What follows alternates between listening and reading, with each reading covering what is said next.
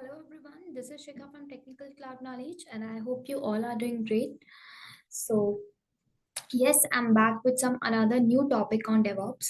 ठीक है, तो जैसे कि आप सभी लोग मेरी स्क्रीन पर देख सकते हो, आज से हम लोग एक न्यू टूल को शुरू करने वाले हैं. ठीक है, एंड इसका जो नेम है वो भी विजिबल ही है आप सबको, जिसका नेम प्रोमेथियस है. तो आज से हम लोग डेवॉप्स के अंदर एक ऐसे मॉनिटरिंग टूल को यूज करने वाले हैं जिसका नेम प्रोमेथियस है.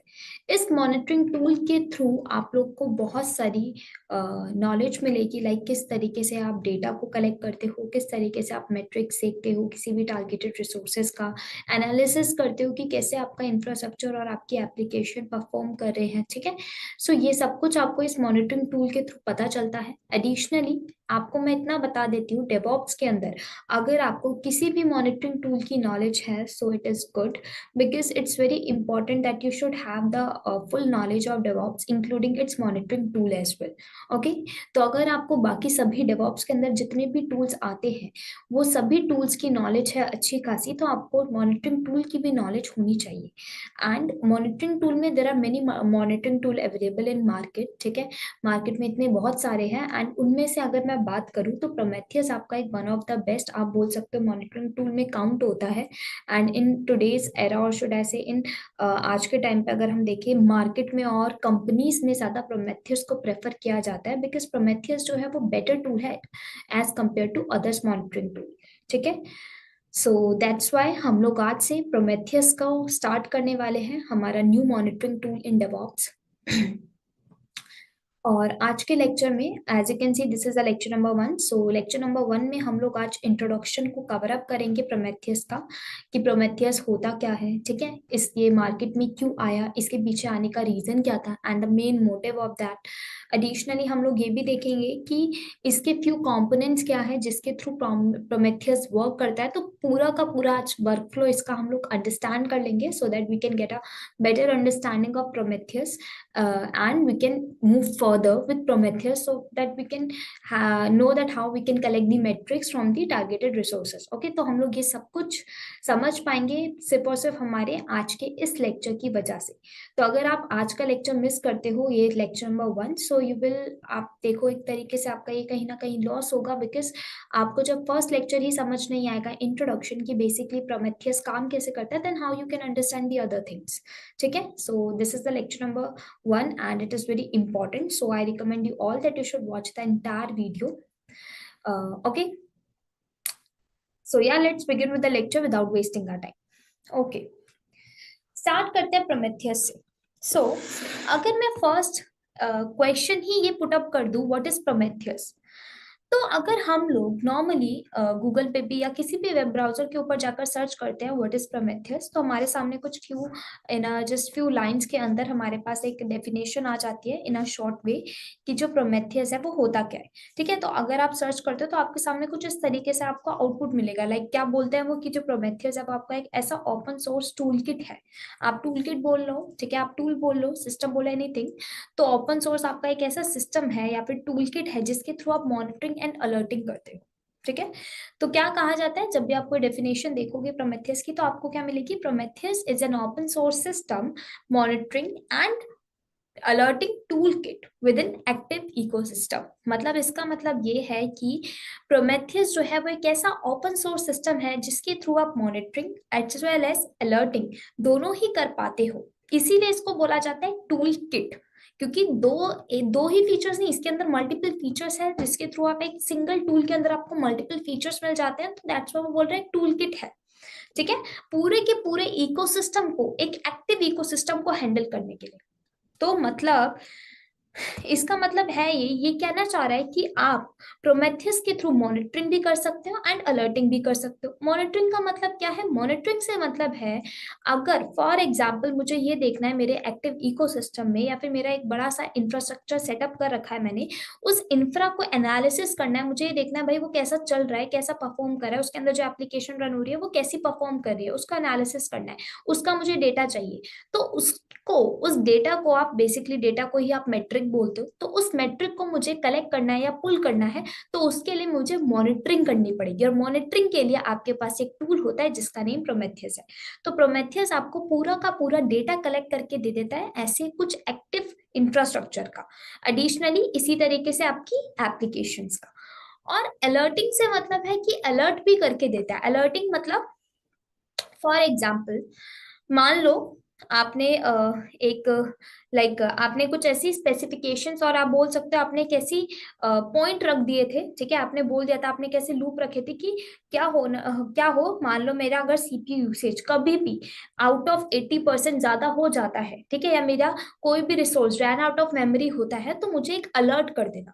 तो मुझे पहले से ही अलर्ट कर देना अगर ऐसा कोई कंडीशन आती है मेरे पास। तो उस टाइम पे जो अलर्ट मैनेजर होता है, मतलब ये अलर्टिंग का भी काम आपको करके देता है, अलर्टिंग का भी फीचर देता है कि कभी भी कुछ ऐसा होता है आपके साथ जिससे आपकी एप्लीकेशन डाउन जा सकती है, तो वो आपको पहले ही अलर्ट कर देता है। सो इसीलिए कहा जाता है कि प्रोमेथियस एक मॉनिटरिंग एंड अलर्टिंग टूल है, ठीक है।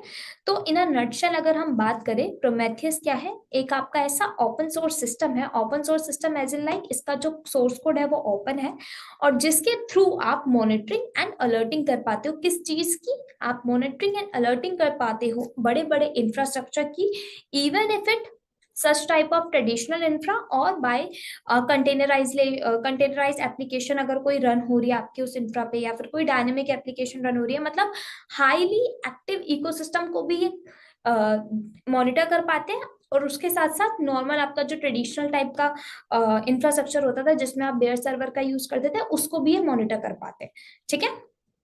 सो इसका मेन काम क्या होता है? मॉनिटरिंग एंड अलर्टिंग करने का।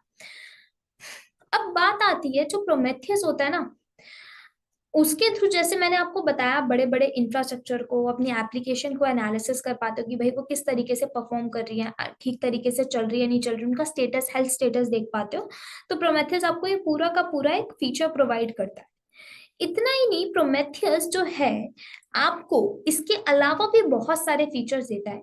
बाकी अगर आप मॉनिटरिंग टूल को देखोगे, बाकी मॉनिटरिंग टूल में आपको इतना अच्छा फीचर नहीं मिलता जितना प्रोमेथियस देता है। जैसे कि ये कहता है कि ये हार्डवेयर लेवल ही नहीं, ये सॉफ्टवेयर लेवल पे भी आपको मॉनिटरिंग करके देगा। मतलब सॉफ्टवेयर के साथ साथ हार्डवेयर लेवल, दोनों ही लेवल की मॉनिटरिंग आपको मिल रही है कि भाई हार्डवेयर के अंदर आपका सीपीयू यूसेज कैसा चल रहा है, ठीक है, मेमोरी ठीक है नहीं ठीक, रैम सही प्रोवाइडेड है नहीं प्रोवाइडेड, सब कुछ आपको करके दिखा रहा है, ठीक है। वही आपके सॉफ्टवेयर बेस पर भी, सॉफ्टवेयर बेस आपकी एप्लीकेशन ठीक चल रही नहीं चल रही, कोई सर्विसेज तो नहीं बंद हो गई, कोई प्रोसेसेस तो नहीं बंद हो गए, तो मतलब सब कुछ आपको हार्डवेयर और इवन सॉफ्टवेयर लेवल, दोनों ही लेवल के ऊपर आपको मॉनिटरिंग अच्छे से प्रोवाइड की जा रही है। एडिशनली वन मोर थिंग, जो प्रोमेथियस आपका एक ऐसा टूल है जो कौन सी लैंग्वेज में लिखा गया है, जो प्रोमेथियस के मोस्टली जो कंपोनेंट्स है ना वो गो लैंग्वेज में लिखे गए। लेकिन ये नहीं है कि अदर लैंग्वेजेस को नहीं अंडरस्टैंड करता, ये अदर लैंग्वेजेस को भी अंडरस्टैंड कर लेता है। इवन इफ किसी भी लैंग्वेज में आपका प्रोग्राम हो, जस्ट उसको अंडरस्टैंड करने के लिए इसके पास खुद की अपनी क्लाइंट लाइब्रेरीज होती है, ठीक है। सो क्लाइंट लाइब्रेरीज क्या होती है, ठीक है, और किस तरीके से इसके क्या क्या कंपोनेंट्स होते हैं जो गो लैंग्वेज में लिखे हैं, क्या कंपोनेंट्स का यूज केस क्या है, ये सब अभी हम लोग कवर अप करेंगे। बट मैं आपको जस्ट एक छोटी सी डेफिनेशन में और एक सिंपल वे में आपको ये जस्ट समझाना चाहती थी पहले कि प्रोमेथियस होता क्या है। सो आई होप आप लोग को समझ आ गया होगा। प्रोमेथियस इज जस्ट नथिंग, एक ऐसा मॉनिटरिंग और एक अलर्टिंग टूल है जिसके थ्रू आप अपने एप्लीकेशन का और आपके बड़े बड़े इंफ्रास्ट्रक्चर का मेट्रिक्स निकाल पाते हो, ठीक है। अब बात आती है सेकंड क्वेश्चन, जो कि मोस्टली अगर आप कभी कुछ भी नॉर्मली जब भी आप किसी चीज को भी पढ़ते हैं तो आपको पता होता है कि अगर अच्छा हम लोग इस पर्टिकुलर टूल को जो पढ़ रहे हैं, इस टूल को मार्केट में कैसे लाया गया है ना, इस टूल को ही हम लोग क्यों यूज कर रहे हैं, अदर टूल्स को क्यों नहीं यूज कर रहे, अगर इसके ऑल्टरनेट अवेलेबल है, so why are we using still this one tool, why are we not using the other ones. Like अगर मैं बात करूं मॉनिटरिंग टूल्स की, तो डेवॉप्स के अंदर और मार्केट में ना मॉनिटरिंग टूल्स बहुत सारे अवेलेबल है, सच एज आपका जेबिक्स है, आपका नेगियोस है आपका, ठीक है, और भी बहुत सारे हैं। तो इसी तरीके से प्रोमेथियस है आपका। तो बहुत सारे मॉनिटरिंग टूल है जिनमें से ये तीन जो होते हैं मेन होते हैं आपके, जो कि आजकल जिनका ज्यादा मार्केट में ट्रेंड भी है, आप बोल सकते हो बूम पे चल रहे हैं, तो जेबिक्स, नेगियोस और प्रोमेथियस। तो इन तीनों में ही ज्यादा आपस में कंपटीशन रहता है। तो ये तीन आपके मेन टूल होते हैं।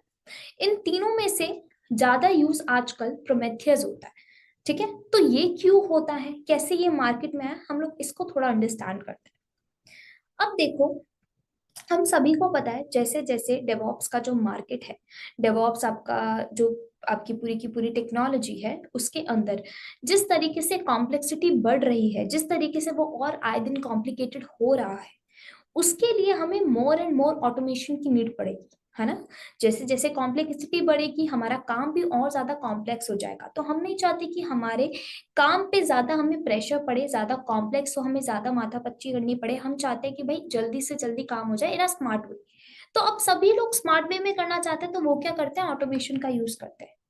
तो क्या होता था पहले के टाइम पे, प्रोमेथियस जब नहीं अवेलेबल था तो क्या होता था, आप लोग नॉर्मली फॉर एग्जाम्पल अज्यूम करते हैं हमारे पास ये एक डेटा सेंटर है, ठीक है। इतना ले लेते हैं, जस्ट अ सेकेंड। ये में हमारा डेटा सेंटर है, ठीक है। इस डेटा सेंटर के ऊपर ले लेते हैं हमारे कुछ सर्वर्स रन हो रहे हैं। लेट अज्यूम हमारे 4 सर्वर्स यहाँ पे रन हो रहे हैं, ठीक है। अब हमें पता है ये जो चारों सर्वर है, हमने क्या बोल दिया, इन चारों सर्वर पर सेम एप्लीकेशन रन हो रही है, ठीक है।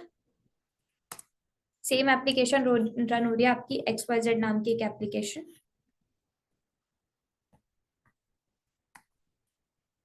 यहाँ पे भी आपकी, यहाँ पे भी यहाँ आपकी, यहाँ पे भी। मैंने बोला इसी इन्हीं सर्वर्स में ना नंबर ऑफ प्रोसेसेस हमारे रन हो रहे हैं। नंबर ऑफ सर्विसेज ले लो, 100 ऑफ सर्विसेज आपकी यहाँ पे रन हो रही है, ठीक है। आपने इनको कुछ कोर CPU प्रोवाइड कर दिया है, डिफरेंट डिफरेंट सर्वर्स को हार्ड डिस्क प्रोवाइड कर दी है, ठीक है, कुछ GB रैम आपने प्रोवाइड कर दी है। इस तरीके से आपने सब कुछ इनमें डिफाइन कर दिया। लोड बैलेंसर आपने अलग से एक्सटर्नल रिसोर्स लगा दिया ताकि आपके एप्लीकेशन को एक्सेस कर सके और लोड बैलेंस हो सके, ठीक है, डिस्ट्रीब्यूट किया जा सके ट्रैफिक को आपके। एंड देन आपने इसके अंदर आपकी HTTP रिक्वेस्ट बेस्ड आपकी ट्रैफिक आ रहा है, तो मतलब आपने सब कुछ कॉन्फ़िगर कर रखा है आपकी एप्लीकेशन से रिलेटेड। आपके इन मल्टीपल सर्वर्स के ऊपर आपकी सेम एप्लीकेशन XYZ चल रही है, लेकिन ये जो ट्रैफिक आ रहा है वो डिफरेंट डिफरेंट लोकेशन पे आ रहा है। तो ये हमारा एक सिंगल डेटा सेंटर है जिसके ऊपर हमारे सर्वर्स हम लोगों ने सेटअप कर रखे हैं, और इनके ऊपर हमारी एक सेम एप्लीकेशन रन हो रही है विच इज XYZ, ठीक है। अब इस XYZ एप्लीकेशन के अंदर नंबर ऑफ प्रोसेसेस रन हो रहे हैं, 100 ऑफ सर्विसेज रन हो रही है, ठीक है। और ये हमारे सर्वर्स कुछ अपना CPU यूसेज कर रहे हैं, जितना अमाउंट इनको लेना है। अज्यूम करो अब ये जो है आपकी जो एप्लीकेशन रन हो रही है, मैंने मान लो आपकी कंपनी में आपसे किसी ने कह दिया कि आपको इसमें से क्या करना है, आपको मैट्रिक्स निकालना है। मैट्रिक्स एज इन लाइक आपको डेटा निकालना है कि भाई हमारे जो इस पूरे के पूरे डेटा सेंटर में लाइक कितना नंबर ऑफ ट्रैफिक आ रहा है, मुझे ये देखना है। HTTP रिक्वेस्ट कितनी आ रही है, ड्यूरेशन क्या है उनकी, काउंट देखना है, ठीक है। रिक्वेस्ट का काउंट देखना है, ड्यूरेशन देखना है। मैंने बोला कि कितनी नंबर ऑफ प्रोसेसेस और सर्विसेज इसमें रन हो रही है, ठीक है। एप्लीकेशन ऐसे तो नहीं डाउन जा रही है, या फिर कोई ऐसी तो नहीं कोई सर्विस बंद हो गई, या कोई हमारा जो सर्वर है वो रन आउट ऑफ मेमोरी जा रहा है, कोई CPU यूसेज है उसका CPU यूसेज खत्म हो चुका है, मोस्टली खत्म ही होने वाला है, ठीक है। हमारे सर्वर्स के ऊपर रैम नहीं बची है कि ट्रैफिक और ज्यादा डिस्ट्रीब्यूट हो सके। मान लो आपका ओवरलोडिंग हो गया है, लेटेंसी रिस्पॉन्स आ रहा है, ठीक है। तो मतलब ये इतने सारे, ऑफ कोर्स सी बात है भाई, एक बड़ा इंफ्रा जब होता है, एक बड़ा इंफ्रा जब चल रहा होता है आपका पूरा, आपने इतना बड़ा इंफ्रास्ट्रक्चर सेटअप कर रखा है, तो उसके अंदर आप अपनी एप्लीकेशन को अगर स्मूथली रन करना चाहते हो इतने कॉम्प्लेक्सिटी वाले एनवायरमेंट में, तो वो इतना इजी नहीं होता कि आप उसको स्मूथली रन कर सको। उसको स्मूथली आपको रन करना है तो आपको डिफरेंट डिफरेंट और ज्यादा उसके अंदर बैठकर काम करना पड़ेगा, डिफरेंट डिफरेंट ऑटोमेशन टूल्स का यूज करना पड़ेगा, विच इज नॉर्मल। तो इतने बड़े इंफ्रा को हैंडल करना मैन्युअली इज नॉट पॉसिबल। क्यों? क्योंकि देखो पॉसिबल तो है लेकिन बहुत चैलेंजिंग है। ऐसा नहीं कि बिल्कुल ही पॉसिबल नहीं है, पॉसिबल है, डेफिनेटली पॉसिबल है, लेकिन बहुत चैलेंजिंग हो जाएगा। चैलेंजिंग एज इन लाइक अगर मान लो यहाँ पे कोई एक बंदा बैठेगा, अगर उसके लिए उसको अकेले को अगर इस पूरे डेटा सेंटर को हैंडल करना है, so it is not possible for the single person. बहुत सारी एक बहुत बड़ी टीम बैठेगी, आपकी मॉनिटरिंग टीम, जो क्या करेगी, आपके पूरे डेटा सेंटर को मॉनिटर करेगी, देखेगी भाई कोई हमारी ऐसा तो नहीं कोई सर्विस हमारी डाउन जा रही है, हमारा कोई server run out of memory जा रहा है, CPU यूसेज कैसा चल रहा है, ऐसा तो नहीं कि कहीं हमें अलर्ट तो आ रहा नहीं है, बिकॉज हम लोगों ने ऐसा कोई अलर्टिंग वाला कुछ काम नहीं किया है कि जिसके थ्रू हमें अलर्ट मिल सके। ऐसा कोई अलर्ट मैनेजर हमारे पास अभी लगा नहीं है, हमने लगाया नहीं है हमारे इंफ्रा पे। सो हमें अलर्ट भी नहीं मिल रही कि भाई कोई सीपीयू यूसेज फुल हो गया, ओवरलोडिंग हो रही है, रिस्पॉन्स लेटेंसी रिस्पॉन्स हो रहा है, कुछ इशू आ रहा है, कुछ एरर आ रहा है, एनीथिंग। तो यहाँ पे अब आप मैन्युअली एक एक सर्वर को देखोगे, उसके अंदर प्रोसेसेस को देखोगे, सर्विसेज को देखोगे, मतलब सब कुछ खुद से मैन्युअली चेक करोगे, मैट्रिक्स को खुद से निकालोगे, पूरे के पूरे मैट्रिक्स को, एंड देन अपने डैशबोर्ड पे बैठ के देखोगे कि भाई मैट्रिक्स में क्या है क्या नहीं हो रहा है, डीबगिंग करोगे बेसिकली। तो जब आप मैनुअली करते हो ना तो वो बहुत चैलेंजिंग हो जाता है, बहुत ज्यादा टाइम वेस्ट होता है, it's very time consuming process होता है, क्योंकि इवन मैनुअली करने से आपको देखो मैन पावर फालतू की लग रही है, जो आप काम ऑटोमेशन के through in with in few minutes और विद इन फ्यू आप बोल सकते हो आवर्स में करा सकते हो, जब आप मैनुअली कराने बैठते हो ना एक काम तो बहुत दिन लग जाते हैं, काफी टाइम लग जाता है। और आपकी मैन पावर लगाओगे तो ऑफकोर्स सी बात है उनको कॉस्टिंग देनी पड़ेगी, रिसोर्सेज चाहिए होंगे उनको, है ना। So there are many things which is kind of आप बोल सकते हो वेस्ट जाती है जब आप मैनुअली करते हो काम को, और बहुत ज्यादा कॉम्प्लेक्सिटी बढ़ जाती है। सो इसीलिए मार्केट में आया तब कि भाई ट्रेडिशनल ये जो आपका प्रोसेस चल रहा है ना, ये जो ट्रेडिशनल प्रोसेस चल रहा है जिसके अंदर मान लो आपके जो सर्वर, आपकी जो एप्लीकेशन चल रही है, कोई कंटेनर बेस्ड एप्लीकेशन है या कोई भी डायनेमिक एप्लीकेशन है, इवन इफ बेयर सर्वर पे भी ले लो कोई दिक्कत नहीं, ठीक है, किसी पे भी ले लो, एज्यूम कर लो। लेकिन इनको जब मैनुअली हैंडल करने की बात आती है, मैनुअली मॉनिटरिंग करने की बात आती है ना, तो थोड़ा काम चैलेंजिंग हो जाता है। तब मार्केट में आपके आए थे मॉनिटरिंग टूल्स, ठीक है। तो मॉनिटरिंग टूल के आने के बाद आपका काम हो गया थोड़ा इजी। इजी कैसे हो गया, हमने क्या बोला, हम लोग एक फिजिकल सर्वर लेंगे, उसको as a monitoring tool convert करेंगे। कैसे कन्वर्ट करेंगे, किसी भी मॉनिटरिंग टूल को ले लो, इंस्टॉल कर लो पैकेजेस, एंड देन आप उस पर्टिकुलर सर्वर को एज अपना मॉनिटरिंग टूल बना सकते हो। फॉर एग्जाम्पल मैंने बोला मुझे इसको प्रोमेथियस का मॉनिटरिंग टूल बनाना है, ठीक है, मैं चाहती हूँ प्रोमेथियस हमारा सर्वर हो। तो प्रोमेथियस सर्वर बनाने के लिए आपको इसके अंदर प्रोमेथियस का पैकेज इंस्टॉल करना पड़ेगा, ठीक है, फाइल इंस्टॉल करनी पड़ेगी। फाइल जब जनरेट करोगे तो उसके अंदर कुछ पर्टिकुलर लाइक स्क्रिप्ट होती है जिसको आपको लिखना होता है, उसके अकॉर्डिंग ये काम करता है। और ये जो प्रोमेथियस सर्वर होता है इसके भी फ्यू कॉम्पोनेंट्स होते हैं। अभी कंपोनेंट्स एंड फाइल के बारे में डिस्कशन नहीं करेंगे बिकॉज ये आगे का प्रोसेस रहेगा जब हम लोग वर्कफ्लो पढ़ेंगे। अभी जस्ट इतना अंडरस्टैंड करते हैं, मैंने एक फिजिकल सर्वर लिया, उसके ऊपर प्रोमेथियस का पैकेज डाला, प्रोमेथियस इंस्टॉल किया, and then it is my Prometheus server, ये बन गया मेरा प्रोमेथियस सर्वर। अब इसके थ्रू हम लोग क्या करेंगे, मॉनिटरिंग, ठीक है। तो ये क्या करेगा, ये इस डेटा सेंटर का पूरा मैट्रिक्स पुल करेगा, ठीक है, पुल करेगा या फिर आप बोलो स्क्रैप करेगा, और आपको इसके सिंगल डैशबोर्ड के ऊपर डिस्प्ले करके दिखा देगा ये पूरा का पूरा मैट्रिक। तो आप इस पूरे के पूरे सिंगल डैशबोर्ड के ऊपर अपने मैट्रिक को देख पाते हो। हाँ, काफी लोग के माइंड में अभी ये डाउट होगा कि हम लोग प्रोमेथियस हमें ऐसे दिखाता नहीं है, उसके लिए तो आप अलग से एक टूल लगाते हो जिसके थ्रू आप डिस्प्ले कर सको अपने उसको, उसके लिए आप प्रोमक्यूएल लैंग्वेज का यूज करते हो, I know each and everything. लेकिन अभी जस्ट एक अंडरस्टैंडिंग के लिए हम लोग क्या कर रहे हैं ये समझ लेते हैं कि हम लोगों ने प्रोमेथियस मॉनिटरिंग टूल लगाया, ठीक है, उसके ऊपर बैठकर हम हमारे क्या कर रहे हैं, हमारे सिंगल डैशबोर्ड पर हम हमारे मैट्रिक्स को डिस्प्ले कर रहे हैं, हमें दिख रहा है कि भाई क्या इशू आ रहा है क्या नहीं आ रहा। अब आपको पूरा का पूरा मैट्रिक्स, आपको पूरा का पूरा डेटा अपने डेटा सेंटर का यहाँ पे विजिबल होगा, ठीक है। हाँ, बाकी आप यहाँ पे अलग से एक टूल लगाते हो जैसे कि एक ग्राफाना होता है, ठीक है, ग्राफाना के थ्रू आप देख पाते हो, डिस्प्ले होता है आपको पूरा का पूरा मैट्रिक्स। प्रोमेथियस आपको पूरा का पूरा मैट्रिक्स ऐसे विजिबल नहीं कर पाता है, उसके पास ये इतनी कैपेबिलिटी नहीं होती, उसके लिए आपको अलग से एक विजिबिलिटी का डिस्प्लेइंग का टूल लगाना पड़ता है, जिसको हम लोग अभी वर्कफ्लो में अंडरस्टैंड करेंगे। अभी जस्ट आप अंडरस्टैंड करो कि आपके प्रोमेथियस के सिंगल डैशबोर्ड के ऊपर आपने अपने मैट्रिक्स को पुल किया, and now you are seeing that, आप देख रहे हो ये सब कुछ आपको विजिबल है कि आपका मैट्रिक्स आपके डेटा सेंटर का कैसा है, आपने पुल कर लिया, ठीक है। सो ये पूरा का पूरा मैट्रिक्स अब आपके सामने विजिबल रहेगा, आप देखो भाई क्या इशू है क्या नहीं यार। तो ये इस तरीके से काम करता है। तो अब हम देख, हमें पता चल रहा है भाई काम तो हमारा इजी हो गया, हमें कुछ नहीं करना, कुछ फ्यू कमांड्स रन करनी है, ठीक है, हमें जस्ट पुल करना है अपने मैट्रिक्स को और हमें डिस्प्ले होके दिख जाएगा। अब वहीं आपको जहां इतने सारे लोगों को, इतनी सारी मैन पावर हायर करनी पड़ रही थी, आपका टाइम इतना कंज्यूम हो रहा था, वो टाइम आपका बच गया, एंड आप इतनी ज्यादा मैन पावर ना लगाकर आपने सिंगल अपने एक सर्वर लॉन्च कर लिया प्रोमेथियस का, और आपका एक सिंपल एक इंजीनियर, डेवऑप्स इंजीनियर, कोई भी आपका इंजीनियर बैठ के ये कर रहा है। नॉर्मली डेवऑप्स इंजीनियर को ही होता है, जो मॉनिटरिंग पे ज्यादा एक्सपर्ट होते हैं उनको रख दिया जाता है, जो डेडिकेटेड टूल पे चले जाते हैं ना उनको।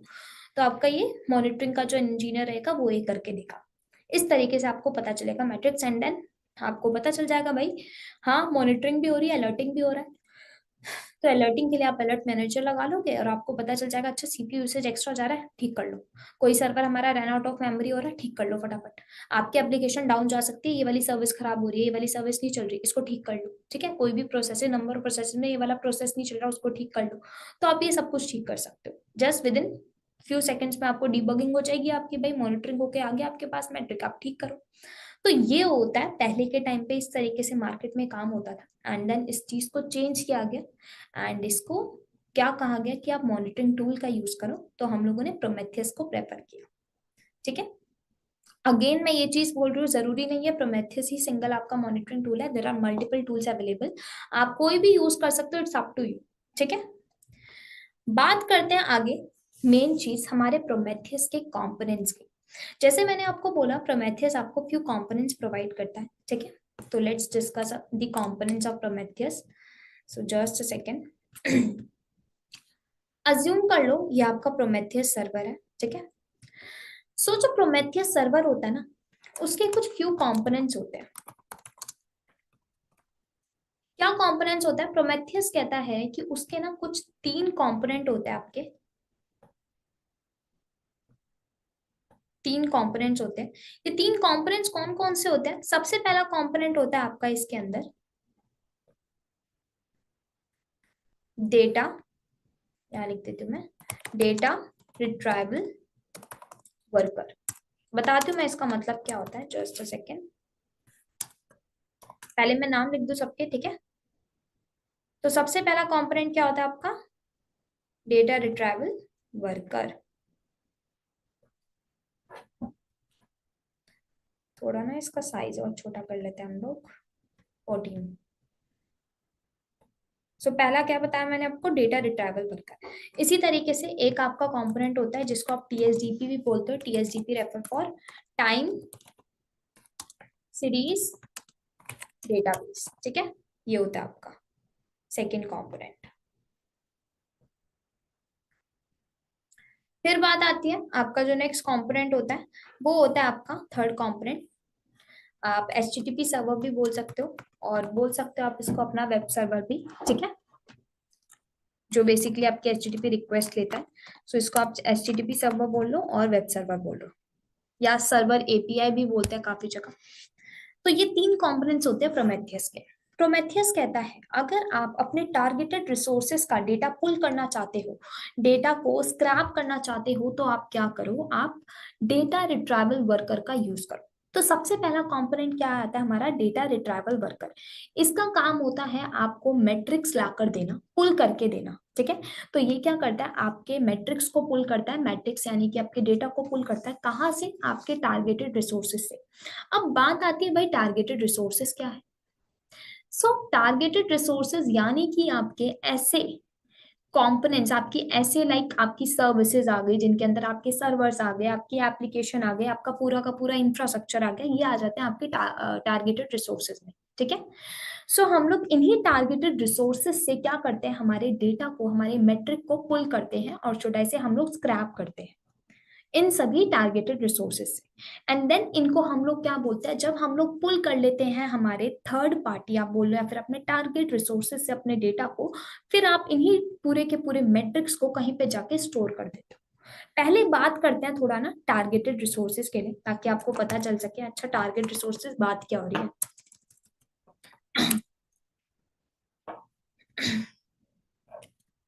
जस्ट अ सेकेंड,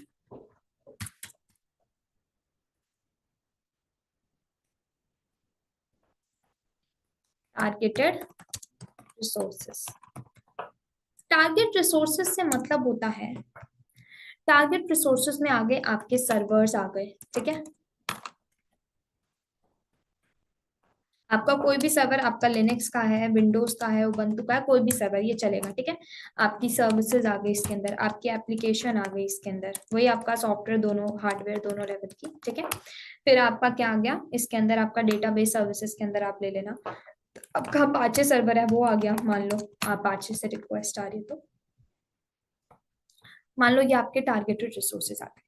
जब बात आती है आपके सर्वर्स की, तो इसमें आप क्या मैट्रिक लेते हो, इसमें आपके जो मैट्रिक्स पुल किए जाते हैं वो होता है आपका सीपीयू का स्टेटस देखा जाता है, ये मैट्रिक लिया जाता है आपका। ठीक है, या फिर देखा जाता है भाई सीपीयू स्टेटस बोल लो या सीपीयू यूसेज बोल लो, एक ही बात हो जाती है। आप मेमोरी देखते हो इसके अंदर, ठीक है, आपका हार्डवेयर लेवल पे। आप डिस्क देखते हो भाई कितना यूज हो रहा है, वही रैम आ गया आपका, स्पेस यूसेज। बेसिकली आप स्पेस देखते हो अपना, सीपीयू कितना देख रहा है, डिस्क कितना ले रहा है, रैम कितना ले रहा है, एवरीथिंग। सर्विसेज के अंदर आप क्या लेते हो, वही कि भाई ऐसा तो नहीं हमारी एप्लीकेशन के अंदर लाइक ये देखते हो आप, नंबर ऑफ सर्विसेज कितनी रन हो रही है, नंबर ऑफ प्रोसेसेस कितने रन हो रहे हैं। ऐसा तो नहीं कि कोई सर्विस हमारी बंद पड़ गई है, ठीक है, जिससे हमारी एप्लीकेशन को खतरा हो सकता है, नुकसान हो सकता है, लाइक एप्लीकेशन डाउन जा सकती है। सो आप इसके अंदर सर्विसेज देखते हो। एप्लीकेशन के अंदर वही आप एक्सेप्शन देखते हो, भाई क्या इश्यूज आ रहे हैं। वही आपकी कोई सर्विस तो नहीं बंद हो गई, सर्विसेज आप एप्लीकेशन के अंदर ही ले लो।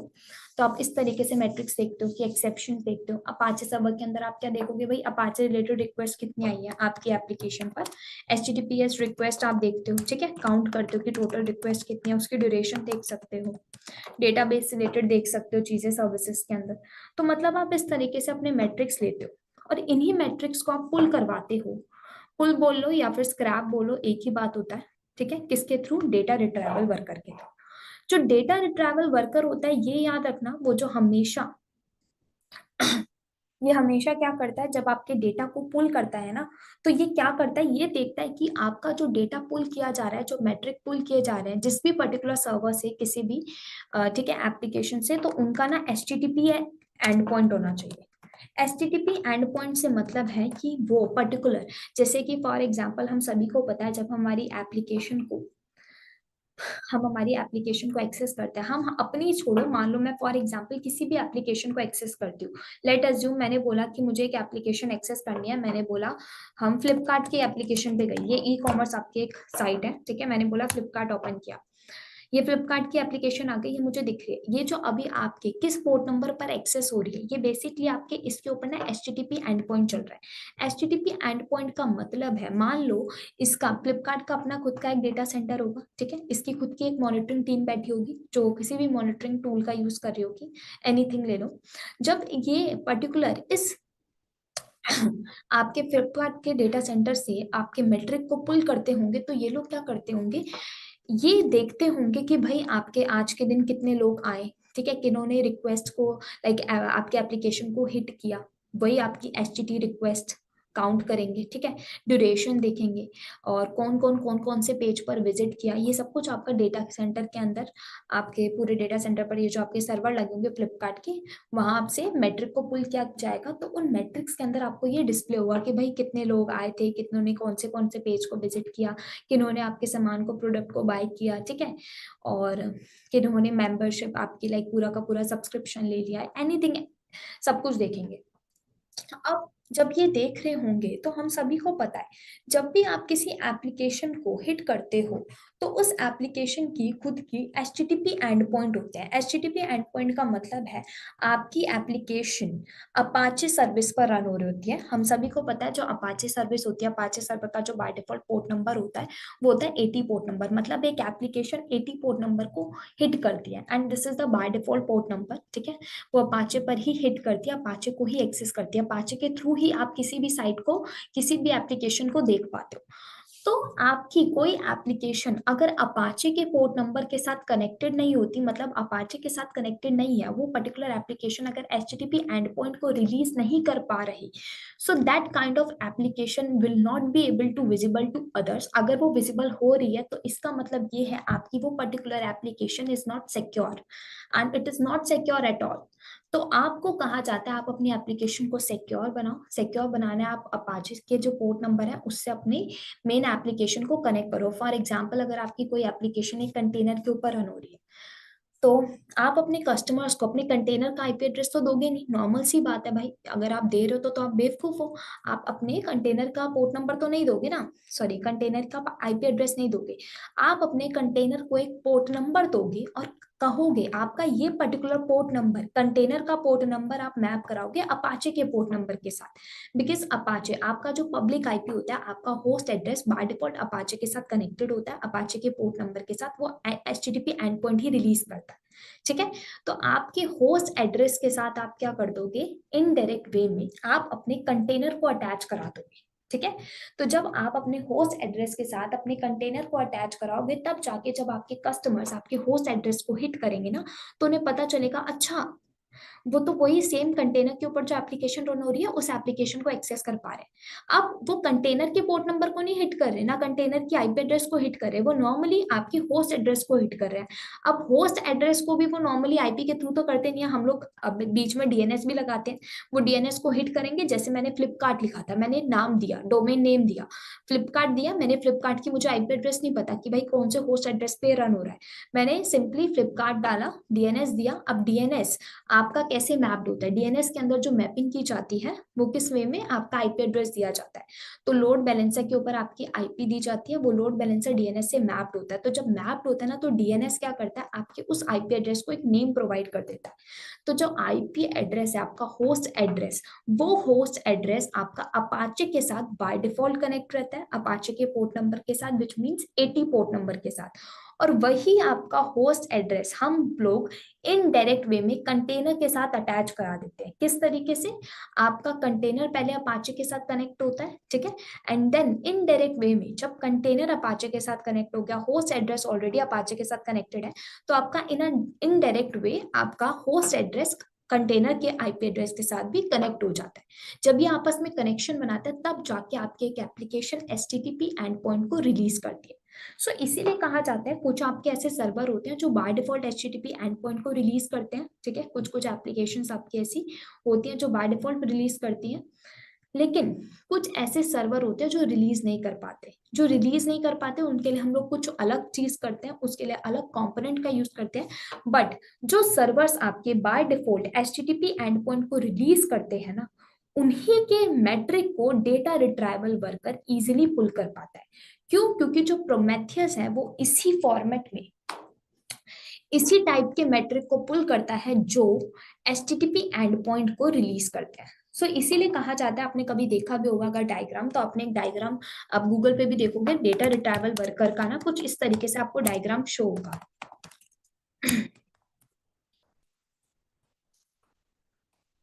इस तरीके से डेटा रिट्राइवल वर्कर आपको ऐसे शो होगा, और आप देखोगे इस टाइप का ना कुछ डायग्राम आपको शो होगा विजिबल। ये आपके हो जाते हैं टारगेट रिसोर्सेस। मान लो लिनक्स सर्वर है आपका, ठीक है, इस लिनक्स सर्वर पे आपकी ये मान लो सर्विस है। इसको मैं कैसे करूं, इसको ऐसे ले लो, हम्म,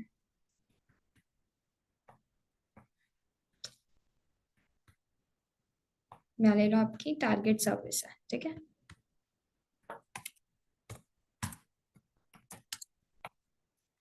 इस तरीके से मान लो आपका एक सर्वर है, एक सर्विस है, और ये डेटा रिट्राइवल वर्कर इस सर्विस का और इस सर्वर का दोनों का जो डेटा है वो किस तरीके से पुल करेगी और स्क्रैप करेगी, विया एचटीटीपी, ठीक है, किस तरीके से पुल करेगी, विया एचटीटीपी। मतलब एचटीटीपी एंड पॉइंट ये लोग रिलीज करेंगे, अपाचे से बाय डिफॉल्टेड कनेक्टेड होंगे, मतलब अपाचे को आप अपाचे पोर्ट नंबर इनके अंदर अलाउड होगा, इनको अलाउंस मिली होगी एचटीटीपी की, तो एचटीटीपी एंड पॉइंट इन लोगों का होगा, दोनों का ही, तब जाके आपका डेटा रिट्राइवल वर्कर इनके एंड पॉइंट्स को, मतलब इन टारगेटेड रिसोर्सेज के मेट्रिक को पुल कर पाएगा, इनके डेटा को पुल कर पाएगा, ठीक है। तो आपका प्रोमेथियस इसी टाइप के टारगेट रिसोर्सेज के मेट्रिक को पुल करता है जो कि एचटीटीपी एंड पॉइंट रिलीज करते हैं, ठीक है। तो जब ये इधर मैट्रिक्स को पुल कर लेता है ना आपका डेटा रिट्राइवल वर्कर, मान लो उसने आपके टारगेटेड रिसोर्सेज से मैट्रिक्स को पुल कर लिया, अब क्या करता है, अब आपका सेकंड कंपोनेंट आता है इनके बीच में, सेकंड कंपोनेंट विच इज आपका TSDB, time series database. Time series database कहता है कि जो मैट्रिक्स आपका डेटा रिट्राइवल पुल करके लेकर आया ना, उन मैट्रिक्स को मैं अपने पास सेव कर लूंगा, save as in like store करके रख लूंगा, ताकि आपको कभी भी अगर इस मैट्रिक को डिस्प्ले करके देखना है ना, आपको देखना है भाई मैट्रिक किस टाइप का है, क्या क्या स्टेटस है, क्या चीजें, लाइक जो भी पूरा आपके मैट्रिक को अगर आपको देखना है तो आप बाद में देख सको, तो उसको मैं अपने पास स्टोर करके अच्छे से रख लेता हूँ सेव करके कहीं पे, ताकि लाइक कहीं खराबी ना हो जाए, या फिर हो ना जाए कि आपका जो मैट्रिक है वो कहीं उड़ गया, ठीक है, मैट्रिक उड़ गया एज इन लाइक आपका, अगर वो पर्टिकुलर डेटा रिट्राइवल वर्कर अगर मान लो वर्क नहीं किया, मैट्रिक को टेम्पररी वे में वो बेसिकली स्टोर करके रखता है, वो मान लो गलती से उससे डिलीट हो गया, कुछ भी हो गया, XYZ एनीथिंग, क्रैश हो गया आपका सर्वर, तो टाइम सीरीज डेटाबेस वो क्या करता है, एज अ बैकअप वे में भी आपके मैट्रिक्स को अपने पास स्टोर करके रख लेता है परमानेंट बेसिस पे। तो टाइम सीरीज डेटाबेस का बेसिकली काम ही ये होता है कि वो आपके मैट्रिक्स को, जो डेटा रिट्राइवल वर्कर लेकर आया है, उन मैट्रिक्स को अपने पास स्टोर करके रखता है। डेटा रिट्राइवल वर्कर आपके मैट्रिक्स को कभी स्टोर नहीं करता, तो ये हमेशा याद रखना। ये नहीं कि आपने वहां पे अपना डेटा रख दिया है, मैट्रिक वहीं पे पड़ा है, आप भूल गए टाइम सीरीज डेटाबेस तक पहुंचाना, अब डेटा उड़ जाएगा थोड़ी देर बाद, या आपने कुछ ओवरराइट कर दिया है ना। तो बेटर ये होता है कि आप अपने मैट्रिक्स को टाइम सीरीज डेटाबेस के थ्रू आगे स्टोर करा लो। तो इन मैट्रिक्स को भेजा जाता है, पुश किया जाता है टाइम सीरीज डेटाबेस के पास, ताकि इन मैट्रिक्स को इन अ परमानेंट वे स्टोर कर दिया जाए। ठीक है, तो टाइम सीरीज डेटाबेस का काम ही क्या होता है, मैट्रिक्स और आपके डेटा को स्टोर करके अपने पास रखना। अब इन मैट्रिक्स में कुछ भी हो सकता है भाई, आपका करंट सीपीयू यूसेज हो, ठीक है, नंबर ऑफ एक्सपेंशन दिख रहे हो, आपको सर्विसेज पता चल रही हो, प्रोसेसेस कितने रन हो रहे हैं, ये तो नहीं कोई लेटेंसी रिस्पॉन्स आ रहा है, एरर क्या है, कुछ भी, अगर ऐसा तो नहीं कि कोई अलर्ट हमें दे दिया गया है, तो सब कुछ आपको इस मैट्रिक्स में दिख जाएगा। हार्डवेयर लेवल और इवन सॉफ्टवेयर लेवल दोनों के बेसिस पर, जैसे मैंने आपको पहले ही बताया था, प्रोमेथियस आपको दोनों की फीचर प्रोवाइड करता है, हार्डवेयर लेवल की भी मॉनिटरिंग करके दे रहा है और सॉफ्टवेयर लेवल की भी। अब बात आती है आपके थर्ड कंपोनेंट की, विच इज HTTP सर्वर, और शुड आई से द वेब सर्वर, और अदर जगह पे आपका एक वो होता है सर्वर API भी बोला जाता है इसको। तो ये तीनों नाम इसको दिए जाते हैं, बेसिकली आप इसको HTTP सर्वर ही ले लो, इजी वे होता है बोलने का। तो आपका HTTP सर्वर ये करता क्या है, ये कहता है कि मैं आपके डेटा की ऐसी, मतलब ऐसे डेटा की क्वेरी को एक्सेप्ट करूंगा जो कि बेसिकली क्या होंगे, जो आपके HTTP एंड पॉइंट के थ्रू ही पुल किए गए हैं। ठीक है, तो ये HTTP एंड पॉइंट वाले डेटा की क्वेरी को एक्सेप्ट करता है। ठीक है, अपने मतलब ये जो टाइम सीरीज डेटाबेस के पास ये जो मैट्रिक आया है HTTP एंड पॉइंट वाले टारगेटेड से लिया गया है, ठीक है, टारगेट रिसोर्सेज से ये मैट्रिक जो आया है, इस मैट्रिक को आगे क्या करेगा, HTTP सर्वर अपने पास लेगा, इनकी क्वेरी लेगा, इन मैट्रिक्स की, इसको अपने पास लेगा, और इसका काम ये होता है, ये इस चीज के लिए रिस्पॉन्सिबल होता है कि इन मैट्रिक को डिस्प्ले करके आपको दिखाना कि भाई ये जो मैट्रिक्स है वो किस तरीके से दिख रहे हैं, मैट्रिक्स के अंदर डेटा किस तरीके से आया है, मतलब डेटा आपको पूरा इन अ विजिबल फॉर्मेट दिखेगा। फॉर एग्जाम्पल किस तरीके से, मैं आपको दिखाती हूँ।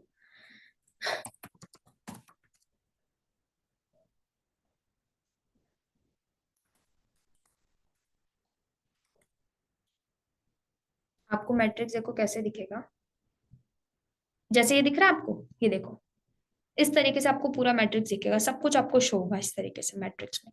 बाकी इसका मैट्रिक थोड़ा डिफरेंट वे में आता है, जैसे ये है, ठीक है, ये मैट्रिक दिख रहा है, इस तरीके से हमें पूरा मैट्रिक दिखता है ग्राफ के फॉर्मेट में। तो ये इस तरीके से आपको मैट्रिक डिस्प्ले करके दिखाएगा, और किस तरीके से दिखाएगा, ये इसीलिए रिस्पॉन्सिबल होता है आपके मैट्रिक्स को डिस्प्ले करने के लिए। अब दिखाने के लिए ना ये कुछ एक्स्ट्रा कंपोनेंट का यूज करता है, जैसे कि आपका वेब UI प्रोमेथियस का, या फिर आपके अदर विजुअलाइजेशन टूल होते हैं जैसे ग्राफाना। आजकल हम लोग ज्यादा मार्केट में और कंपनीज में ग्राफाना को ही यूज किया जाता है विजुअलाइजन के लिए, जो भी एक तरीके से कनेक्टेड प्रोमेथियस के थ्रू ही होता है। ठीक है, आपस में इनका कनेक्शन बन जाता है। तो या तो आप लाइक प्रोमेथियस का UI जो उसका खुद का कंसोल होता है उसके थ्रू देख सकते हो, या फिर आप विजुअलाइजन का टूल लगाओ। बेटर यही होता है विजुअलाइजन का टूल लगा लो, वो ज्यादा आपको अच्छे वे में आपको पूरा डिस्प्ले करके दिखा देता है। तो हम लोग भी क्या करेंगे, HTTP सर्वर के ऊपर जब डेटा जाएगा ना, तो उसके बाद हम लोग हमारे डेटा को डिस्प्ले करने के लिए एक अदर विजुअलाइजेशन टूल लगाएंगे सच एज ग्राफाना। तो अभी इतना आप देखो, इन तीनों सर्वर का काम क्या है। सबसे पहला आपका डेटा रिट्राइवल वर्कर, इसका काम है आपके टारगेट रिसोर्सेज से डेटा को पुल करके लाना, आपके मैट्रिक्स को पुल करके लाना। सेकंड, उन्हीं मैट्रिक को कहाँ पे, TSDB तक पहुंचाना, ताकि आपके मैट्रिक्स को परमानेंटली स्टोर किया जा सके। अब थर्ड आता है आपका HTTP सर्वर, ये रिस्पॉन्सिबल होता है जो मैट्रिक आपके पास आया है ना, उस मैट्रिक को आपको दिखाना, डिस्प्ले करके भाई पूरा का पूरा इन अ विजुअलाइजेशन फॉर्मेट में आपको दिखाना। ठीक है, अब वही HTTP सर्वर का काम है, उसके लिए तुम कुछ भी यूज करो वो मैटर नहीं करता, बट हाँ ये रिस्पॉन्सिबल किस लिए होता है, आपके मैट्रिक को दिखाने के लिए। तो ये तीन कॉम्पोनेंट प्रोमेथियस सर्वर के होते हैं। अब क्या होता है, प्रोमेथियस सर्वर के कंपोनेंट तो ठीक है, लेकिन प्रोमेथियस का जो वर्कफ्लो होता है वो थोड़ा डिफरेंट हो जाता है। वो किस तरीके से, प्रोमेथियस कहता है कि जो टारगेट रिसोर्सेज है ना, जहां से मैट्रिक्स को पुल किया जा रहा है, कभी कभी जैसे मैंने आपको बताया कि कुछ कुछ हमारे ऐसे टारगेट रिसोर्सेज होते हैं जो by default HTTP endpoint को रिलीज करते हैं। हमारे कुछ ऐसे सर्वर होते हैं जो बाय डिफॉल्ट प्रोमेथियस का जो एंड पॉइंट होता है, और शुड आई से लाइक आपका एचटीटीपी एंड पॉइंट, वो बाय डिफॉल्ट रिलीज करके देते हैं, ठीक है। लेकिन कुछ आपके ऐसे सर्वर्स और आपकी ऐसी कुछ सर्विसेज होती है जो एचटीटीपी एंड पॉइंट को रिलीज नहीं करती, तो उसके लिए आप एक अदर कंपोनेंट यूज करते हो, एक डिफरेंट टूल का यूज करते हो which is known as exporter, ठीक है। तो एक्सपोर्टर का काम क्या है, एक्सपोर्टर कहाँ लगता है मैं आपको दिखा देती हूँ। ये होता है आपका एक्सपोर्टर। एक्सपोर्टर कहता है कि ये जो टारगेट रिसोर्सेज है, कुछ कुछ टारगेट रिसोर्सेज जो प्रोमेथियस के एंड पॉइंट को नहीं दे पा रहे हैं, जैसा प्रोमेथियस अंडरस्टैंड करता है इन विच फॉर्मेट, प्रोमेथियस कहता है वो एचटीटीपी एंड पॉइंट को ही अंडरस्टैंड करता है, उसी फॉर्मेट में आपके मैट्रिक्स को लेगा और उन्हीं को अंडरस्टैंड करेगा। अगर आपके कुछ सर्विसेज और सर्वर एचटीटीपी एंड पॉइंट नहीं रिलीज कर रहे तो वो कहीं ना कहीं इतने सिक्योर भी नहीं है, और ऊपर से प्रोमेथियस ऐसे के मैट्रिक्स को शो नहीं कर पाता जो एचटीटीपी एंड पॉइंट नहीं रिलीज करते। तो एक्सपोर्टर कहता है, एक्सपोर्टर बेसिकली एक तरीके की आपकी स्क्रिप्ट या फिर आप बोल सकते हो एक सर्विस होती है जो आपके टारगेट रिसोर्सेज से मैट्रिक्स को फैच करती है और यू कैन से लाइक पुल करती है, एंड देन आपके जैसा कि प्रोमेथियस सर्वर आपसे मांगता है, लाइक जिस फॉर्मेट में प्रोमेथियस अंडरस्टैंड करता है आपके मैट्रिक्स को, उस फॉर्मेट में ये कन्वर्ट करता है आपके मैट्रिक्स को, मतलब एचटीटीपी एंड पॉइंट रिलीज करके देता है आपके ऐसे टारगेट रिसोर्सेज को जो रिलीज नहीं करते खुद से, एंड देन जाके वो डेटा रिट्राइवल वर्कर को वो वाले मैट्रिक्स प्रोवाइड कराता है। मतलब मान लो, अज्यूम कर लो ये मेरा एक ऐसा टारगेट रिसोर्सेज है, ठीक है, जो एचटीटीपी एंड पॉइंट नहीं रिलीज कर रहा, ऐसे एंड पॉइंट नहीं दे रहा जिसे प्रोमेथियस अंडरस्टैंड कर सके। तो उस केस में क्या होगा, अब एक्सपोर्टर आएगा बीच में।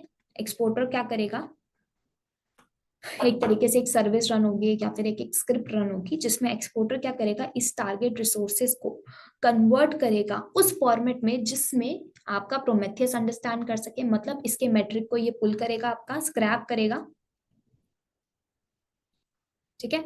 तो इसके मैट्रिक्स को आपका एक्सपोर्टर फेच करेगा, एक्सपोर्टर के पास आएगा, एक्सपोर्टर एक सर्विस या फिर एक स्क्रिप्ट रन करेगा और उसमें क्या कर देगा, इसके जो मैट्रिक्स आए ना उन मैट्रिक्स को क्या करेगा, प्रोमेथियस, जैसे कि प्रोमेथियस कौन से मैट्रिक्स को अंडरस्टैंड करता है, एचटीटीपी एंड पॉइंट वाले, है ना।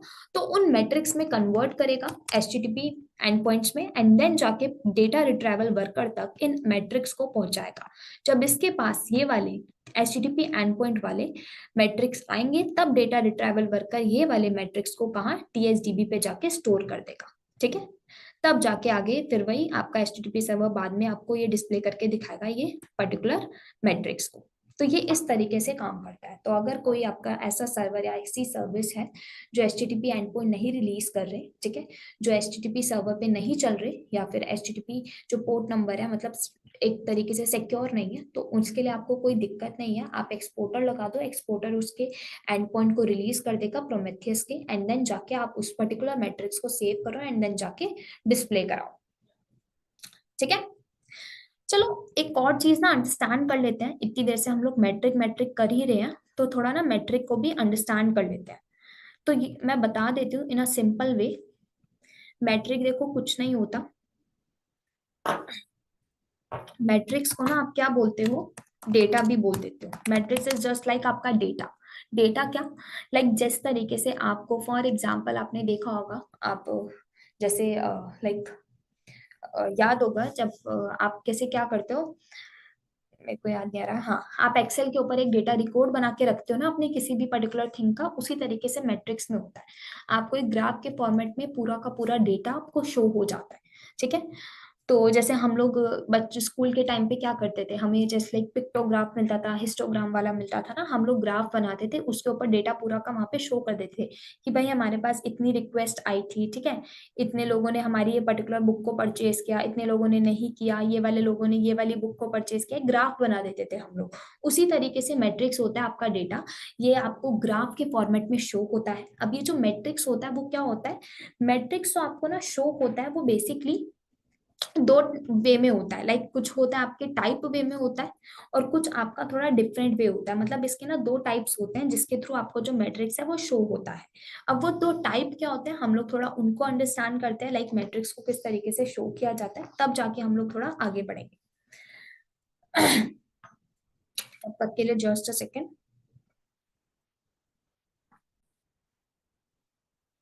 ठीक है। सो जैसे हम बात कर रहे थे मैट्रिक्स की। सो जैसे मैंने कहा कि मैट्रिक्स आपका होता है डेटा। ठीक है। तो मैट्रिक्स जो होता है आपको, ये जो डेटा होता है ना, इसकी जो एंट्रीज होती है वो बेसिकली दो वे में होती है। मतलब इसके टू एट्रीब्यूट्स होते हैं जिसके वे में आपकी मैट्रिक्स की एंट्री होती है। And these attributes are like, first होता है आपका टाइप, सॉरी सबसे पहला होता है आपका हेल्प, और एक होता है टाइप। इन दो एट्रीब्यूट में ही आपकी मैट्रिक्स की एंट्री की जाती है। आप जब भी देखोगे तो आपको इसी वे में मिलेगा। हेल्प का मतलब है, हेल्प में आपको बेसिकली डिस्क्रिप्शन मिलती है मैट्रिक्स की, कि भाई इस मैट्रिक के अंदर क्या आपको बताया जा रहा है। लाइक आपको एक मैट्रिक है जिसके अंदर आपको सर्वर रिलेटेड सब कुछ वो प्रोवाइड हो रही है। लाइक सर्वर रिलेटेड डिस्क्रिप्शन लिख दी गई है, सर्वर रिलेटेड आपको इन्फॉर्मेशन है, इसके अंदर आपको मैट्रिक मिलेगा। लाइक कितना सीपीयू यूसेज हुआ है, करंट आपका लाइक लोड कितना है, ओवरलोडिंग तो नहीं हो रहा, इस तरीके से आपको लाइक डिस्क्रिप्शन मिलती है। और टाइप क्या होता है, टाइप के अंदर भी ना अपने खुद के तीन टाइप्स आते हैं मैट्रिक के।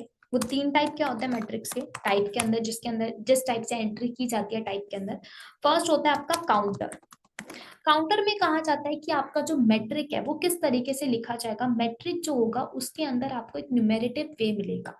मतलब आपका डिस्क्रिप्शन तो आपने लिख दी, कि मान लो आपने बोला कि आपके HTTP रिक्वेस्ट कितनी आई है, ये आपकी होगी डिस्क्रिप्शन। अब आपने बोला काउंटर में आप किस तरीके से उसे डिफाइन करोगे।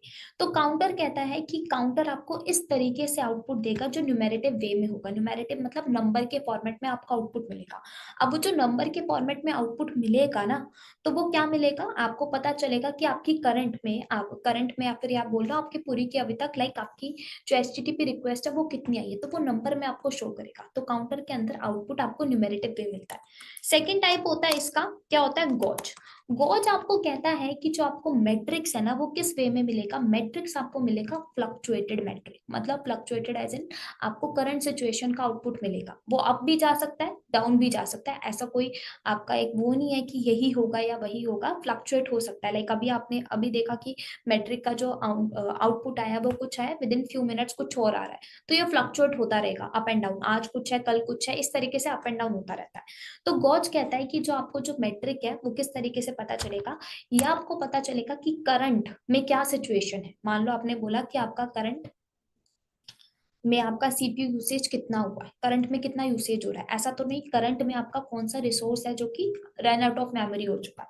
तो आप इस तरीके से गॉज में आउटपुट लेते हो। काउंटर में आपको क्या मिल रहा है, हाउ मेनी टाइम्स, मतलब नंबर ऑफ टाइम्स पता चलते हैं। गॉज में आपको पता चलता है क्या, करंट में। ठीक है। तो काउंटर में नंबर ऑफ, और गॉज में आपको पता चलता है करंट में कुछ भी, like usage and out of memory जा रहा है, कि करंट में कितनी सर्विसेज रन हो रही है, एनीथिंग, सर्वर लेवल पे भी और हार्डवेयर पे भी, सॉरी हार्डवेयर लेवल पे भी और सॉफ्टवेयर लेवल पे भी। थर्ड टाइप होता है इसका हिस्टोग्राम। हिस्टोग्राम वही जैसे मैंने बताया आपको ग्राफ पूरा शो होता है एक तरीके से, इसमें आपको ग्राफ मिलता है।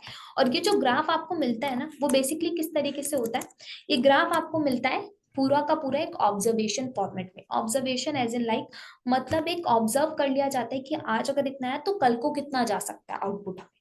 मान लो मैंने क्या बोला, आज मेरी जो HTTP रिक्वेस्ट की ड्यूरेशन इतनी आई है, कल को कितनी जा सकती है। तो एक ऑब्जर्वेशन कर ली जाती है कि आज इतना हुआ है तो कल को क्या जाएगा। ठीक है। एक पहले से ऑब्जर्वेशन करके माइंड में रख ली जाती है। तो ये होता है आपका बेसिकली मैट्रिक। तो मैट्रिक के अंदर आपको डेटा इस वे में शो होता है। हेल्प में आपको डिस्क्रिप्शन मिल जाती है, टाइप में आपको ये पता चलता है कि नंबर ऑफ रिक्वेस्ट कितनी आई है, नंबर ऑफ ड्यूरेशन क्या है। ठीक है। इवन आपको ये पता चलता है कितनी बार होगा, करंट में क्या हो रहा है, ये सब कुछ आपको प्रोवाइड होता है। ठीक है। तो metric is just nothing, data ही होता है, जस्ट उसको शो करने का फॉर्मेट और एंट्री डिफरेंट हो जाती है, ताकि आपको ये पता चल जाए अच्छा मैट्रिक इस तरीके से शो होता है। तो जब आपके सामने मैट्रिक ग्राफ में शो होगा ना तो आप कंफ्यूज नहीं होगे तब। सॉरी।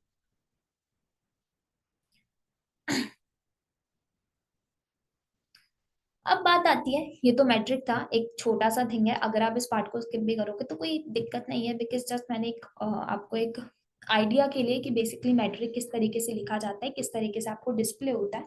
जब आप किसी भी विजुअलाइजिंग टूल पे देखोगे तो आपको पता चलेगा अच्छा इस तरीके से मैट्रिक डिस्प्ले होता है एक ग्राफ के फॉर्मेट में।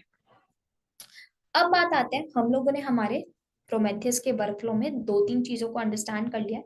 लाइक सबसे पहले हम लोगों ने क्या समझा है, हम लोगों ने प्रोमेथियस सर्वर समझ लिया। प्रोमेथियस सर्वर में जैसे मैंने आपको क्या बोला कि प्रोमेथियस सर्वर के अंदर आपके तीन कंपोनेंट्स होते हैं, ठीक है। इसको हम लोग यहाँ लिख लेते हैं।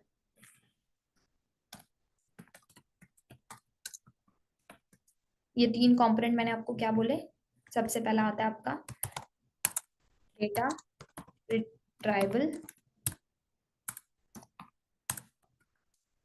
वर्कर, ठीक है। फिर मैंने आपको क्या बताया, आपका आता है TSDB, क्या, टाइम सीरीज डेटाबेस।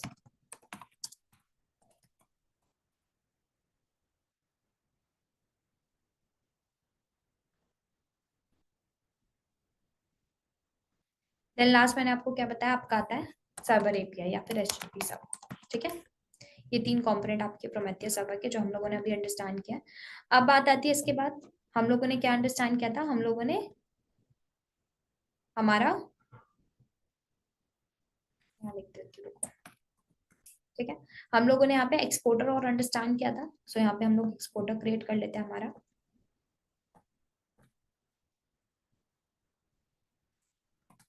एक्सपोर्टर, ठीक है।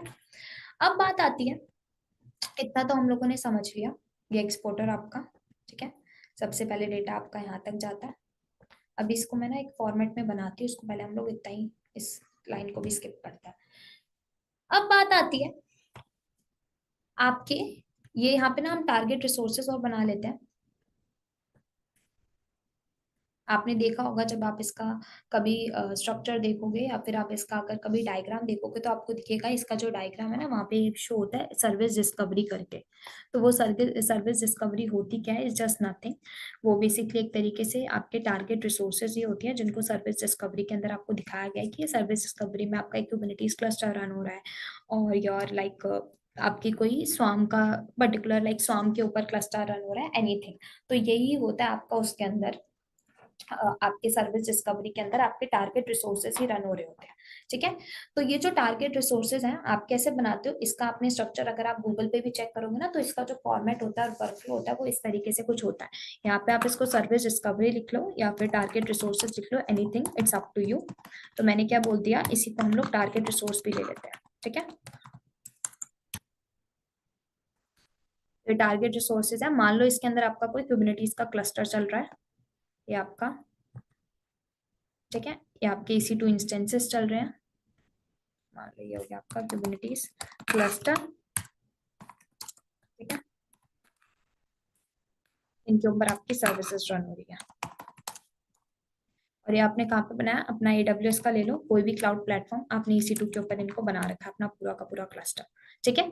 तो ये हो जाएगा क्या, आपका ये हो जाता है प्रोमेथियो सर्वर। प्रोमेथियो सर्वर क्या कहता है कि वो आपके टारगेट्स, मतलब इस तरीके से ये हो जाएगा आपका हार्डवेयर लेवल, ये हो जाएगा आपका सॉफ्टवेयर लेवल पे, इस तरीके से आपके टारगेट रिसोर्सेज से डेटा को पुल करता है, ठीक है। डेटा को पुल कैसे करता है, पहले डेटा रिट्राइवल वर्कर आता है, ये फिर क्या करता है, आपके मैट्रिक्स को क्या करता है, डेटाबेस आपके टाइम सीरीज डेटाबेस तक भेजता है, जैसे मैंने आपको बताया, यहाँ पे जाता है, फिर उसके बाद आपके HTTP सर्वर पर जाता है आपका ये डेटा, ठीक है। ये आपस में सब कुछ कनेक्टेड होता है। अब मैंने क्या बताया था, जब ये मैट्रिक को पुल किया जाता है तो मैंने आपको बताया था मैट्रिक को जब पुल किया जाता है ना तो एक्सपोर्टर क्या कर देता है, HTTP एंड पॉइंट्स क्रिएट करता है ना। अगर कुछ कुछ आपके मैट्रिक्स HTTP एंड पॉइंट को क्रिएट करने के लिए वो नहीं होते कैपेबल, तो उसके लिए एक्सपोर्टर आपका वो काम करके दे देता है। तो आप इस तरीके से एक्सपोर्टर को भी बीच में ले सकते हो, और आप एक सिंपल सा भी बना सकते हो एक्सपोर्टर के लिए। मान लो ये मैट्रिक्स आपके आ रहे हैं, आप इस तरीके से भी एक्सपोर्टर के साथ ले सकते हो मैट्रिक्स को। ये मैट्रिक्स मान लो यहीं से पुल हो रहे हैं, ठीक है।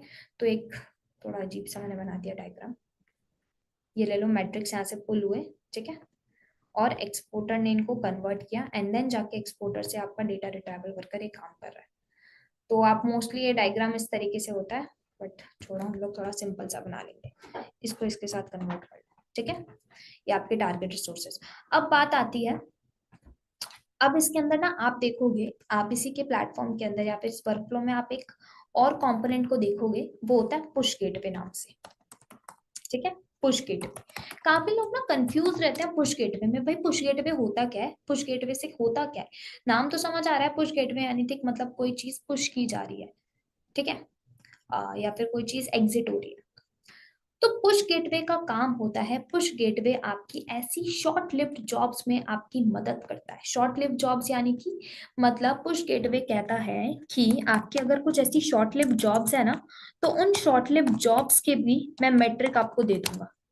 क्या होता है शॉर्ट लिव जॉब से मतलब है, शॉर्ट लिव जॉब्स का नाम ही समझ आ रहा है हमें, शॉर्ट मतलब कुछ टाइम पीरियड के लिए, कम लिव्ड मतलब ऐसी जॉब्स जो कम टाइम पीरियड के लिए रनिंग रहेगी, कुछ टाइम के लिए ही हमारे पास जिंदा रहेंगी, जिंदा एज इन लाइक मतलब कुछ टाइम के लिए ही रनिंग रहेगी, फिर वो खत्म हो जाएगी, एग्जिट हो जाएगी। तो हमारे पास कुछ ऐसी शॉर्ट लिव जॉब्स होती है जिनका मैट्रिक्स अगर आप डायरेक्ट स्क्रैप कर रहे हो डेटा रिट्राइवल वर्कर से, या फिर पहले एक्सपोर्टर जाके स्क्रैप कर रहा है, इतने में वो जॉब बंद हो जाएगी रन होकर।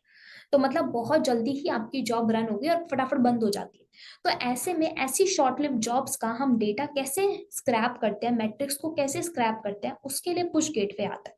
पुश गेटवे कहता है कि ऐसी जो शॉर्ट लिव जॉब्स होती है ना, जो फटाफट रन होकर बंद होने वाली है with in few seconds, in jobs का भी मैं डेटा रिट्राइवल कर लूंगा, मतलब डेटा को स्क्रैप कर लूंगा। कैसे?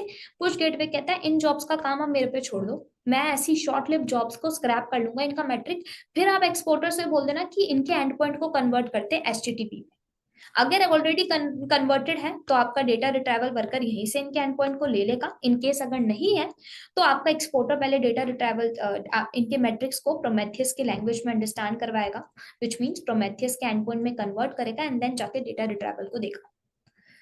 तो short live jobs for example, मैंने बोला कि मुझे ना कुछ फालतू के फोल्डर्स मेरे बने हुए हैं मेरे टारगेटेड रिसोर्सेज के ऊपर, ठीक है। उन फोल्डर्स का मुझे ये देखना है कि भाई ये जो सारे फोल्डर्स हैं इनका मुझे डेटा निकाल के दे दो, या फिर मैंने कहा मुझे ये देखना है कि मेरे लॉग्स के ऊपर, मतलब मेरे लॉग्स का मुझे डेटा चाहिए, या कुछ मैंने बोला मुझे बैकअप चाहिए। तो ये जो काम होते हैं ना शॉर्ट लिव्ड होते हैं, मतलब विद इन फ्यू सेकंड्स ये डन हो जाते हैं काम। जैसे आप कोई जब इंस्टॉलेशन कराते हो तो कुछ कुछ पैकेजेस होते हैं ना बहुत जल्दी इंस्टॉल हो जाते हैं, आप जब बैकअप लिखते हो तो बहुत जल्दी हो जाता है, जब आप कोई चीज डिलीट करते हो तो बहुत जल्दी ये जॉब रन हो जाती है।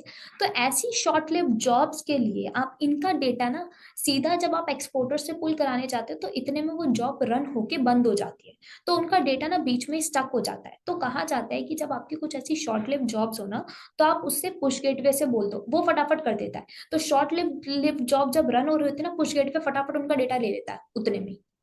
तो पुश गेटवे से आप शॉर्ट लिव जॉब्स का डेटा लेते हो, उनका मैट्रिक्स पुश गेटवे के पास आ गया, अब ये यहाँ पे स्टोर है।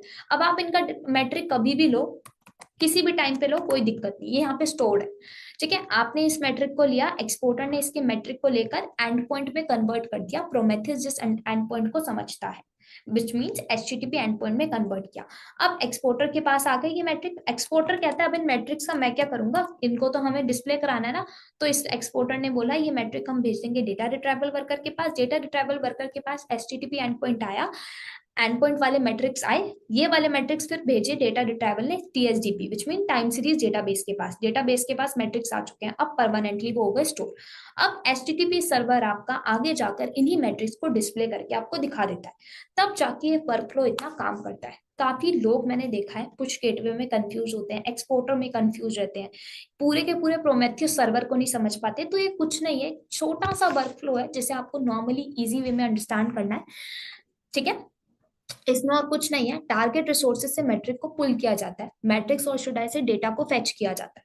ये टारगेट रिसोर्सेज यहाँ से डेटा लिया जा रहा है, ये आपका ले लो सॉफ्टवेयर लेवल पे है जहाँ पे आपकी सर्विस रन हो रही है, आपकी एप्लीकेशन रन हो रही है क्लस्टर पर, ये सॉफ्टवेयर लेवल का हो गया मैट्रिक। ये हो जाएगा आपका हार्डवेयर लेवल, हार्डवेयर लेवल मतलब आपका हार्डवेयर है ना, वर्चुअल हार्डवेयर यहाँ पे बना हुआ, दैट्स व्हाई। तो ये डेटा को मैट्रिक, इस मैट्रिक को शुड ऐसे डेटा को पुल किया जाएगा, फेच किया गया, इस डेटा को डेटा रिट्राइवल वर्कर फेच करता है। लेकिन हमें पता है ये डेटा, ये जो मैट्रिक है वो अभी एचटीटीपी एंड पॉइंट के फॉर्मेट में नहीं है, तो एक्सपोर्टर बीच में आएगा, एक्सपोर्टर इनके मैट्रिक को एचटीटीपी एंड पॉइंट में कन्वर्ट करेगा, तब जाके डेटा रिट्राइवल को देता है, ठीक है। तो data retrieval simple HTTP endpoint को ले लेता है, अगर है वो बने हुए ऑलरेडी एक्सपोज हो रहे हैं एचटीटीपी एंड पॉइंट में, प्रोमेथियस के एंड पॉइंट में, तब तो वो मैट्रिक को ले लेगा। इनकेस अगर नहीं उस वे में मैट्रिक्स बन रहे तो एक्सपोर्टर प्रोमेथियस के मैट्रिक्स को and point HTTP and point में कन्वर्ट करके डेटा रिट्राइवल को देता है, तब जाके आगे का स्टेप डन होता है। हाँ, अब जहां हम बात कर रहे थे पुश गेटवे की, तो पुश गेटवे में मैंने जैसे आपको बोला, इन्हीं पर्टिकुलर मान लो सॉफ्टवेयर लेवल पे कोई आपकी जॉब रन हो रही है, छोटी सी जॉब है, आपने बोल दिया आपको बैकअप लेना है, ठीक है। तो बैकअप का जो टाइम पीरियड होता है, ये जो इसका जो इस जॉब का जो स्पैन होता है वो बहुत कम होता है, इन जॉब का जो टाइम पीरियड होता है वो बहुत कम होता है। ठीक है, मान लो आपका इस जॉब का जो टाइम पीरियड है वो बहुत फ्यू सेकंड्स का है, तो इतने में आपकी जॉब रन होके बंद हो जाएगी। तो पुश गेटवे कहता है ऐसी जॉब को ना, मैं ऐसी जॉब का मैट्रिक, ठीक है, वो मैं अपने पास रख लूंगा, आप मेरे से बाद में ले लेना। तो इस जॉब का मैट्रिक पुश गेटवे ने अपने पास रख लिया। जैसे ही पुश गेटवे के पास ही मैट्रिक आ गया, जॉब रन हुई, बंद हो गई। अब कोई दिक्कत नहीं, जॉब बंद हो गई तो भी कोई दिक्कत नहीं, मैट्रिक तो आपके पास आ गया ना। अब इन्हीं मैट्रिक्स को पुश गेटवे से एक्सपोर्टर लेता है, एचटीटीपी एंड पॉइंट में कन्वर्ट करता है, फिर डेटा रिट्राइवल वर्कर तक पहुंचाता है, एंड देन आके वो स्टोर होता है डेटाबेस में, एंड देन जाके आगे का प्रोसेस होता है। तो यही पूरा वर्क फ्लो है। ओके, सो अब बात आती है, हमें शॉर्ट लिव जॉब्स का भी समझ आ चुकी है, ठीक है, पुश गेटवे को भी समझ आ गया। अब बात आती है कि आगे प्रोमेथियस के वर्कफ्लो में हम लोग आगे किस तरीके से इसके डेटा को डिस्प्ले करने के लिए हम लोग काम करते हैं।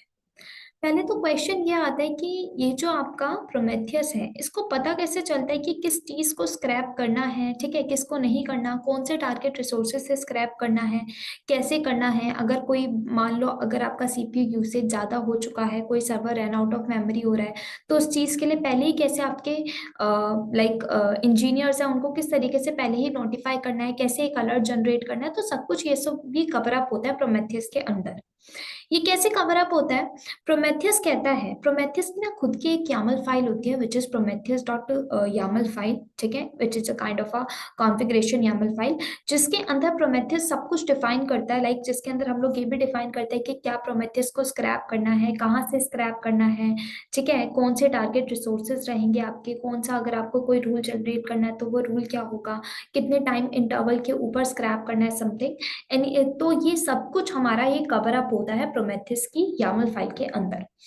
तो प्रोमेथियस को खुद ब खुद नहीं पता चलता आपके प्रोमेथियस सर्वर को कि इतना कुछ उसे स्क्रैप करना है इस पर्टिकुलर टारगेट से, वो आपको बताना पड़ता है।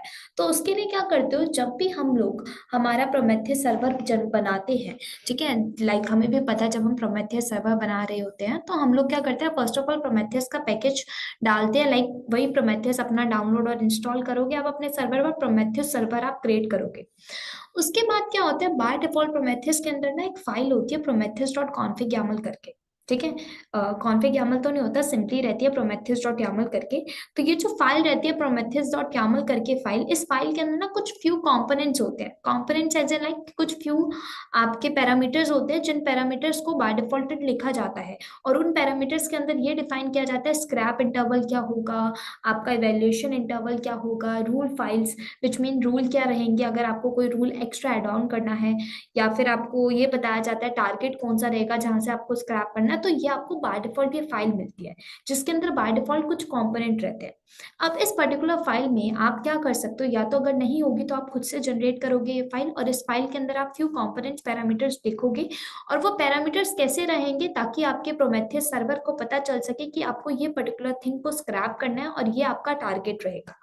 तो वो जो फाइल रहती है वो कुछ इस तरीके से रहती है। Let me show you the file, I have the file, this one. So it is a kind of a configuration file which is written in YAML language। जो Prometheus की फाइल होती है वो यूजुअली YAML लैंग्वेज में लिखी जाती है, ठीक है। तो ये तो अभी हमारी नॉर्मल आपकी ह्यूमन रीडेबल फॉर्मेट है, ठीक है, जिसे आप अंडरस्टैंड कर सको। तो ये जो प्रोमेथियस की फाइल होती है प्रोमेथियस डॉट यामल फाइल, इस फाइल के अंदर आप फ्यू कंपोनेंट्स लिखते हो एज यू कैन सी। इस फाइल के अंदर हम लोगों ने क्या बताया, सबसे पहला जो हम लोगों ने ब्लॉक दिया है वो दिया है ग्लोबल नाम का। तो मतलब सबसे पहला जो सेक्शन है वो है आपका ग्लोबल नाम का, सेकंड सेक्शन आता है आपका रूल फाइल्स नाम का, and the third section is your scrap config. अगर मैं इन तीनों सेक्शंस की बात करूं, इन तीनों के अंदर क्या डिफाइन कर रखा है, तो हमें ये बेटर तरीके से अंडरस्टैंड हो पाएगा कि किस तरीके से प्रोमेथियस अपने मैट्रिक्स को स्क्रैप करता है टारगेट रिसोर्सेज से। तो बात आती है फर्स्ट सेक्शन की which is your global section.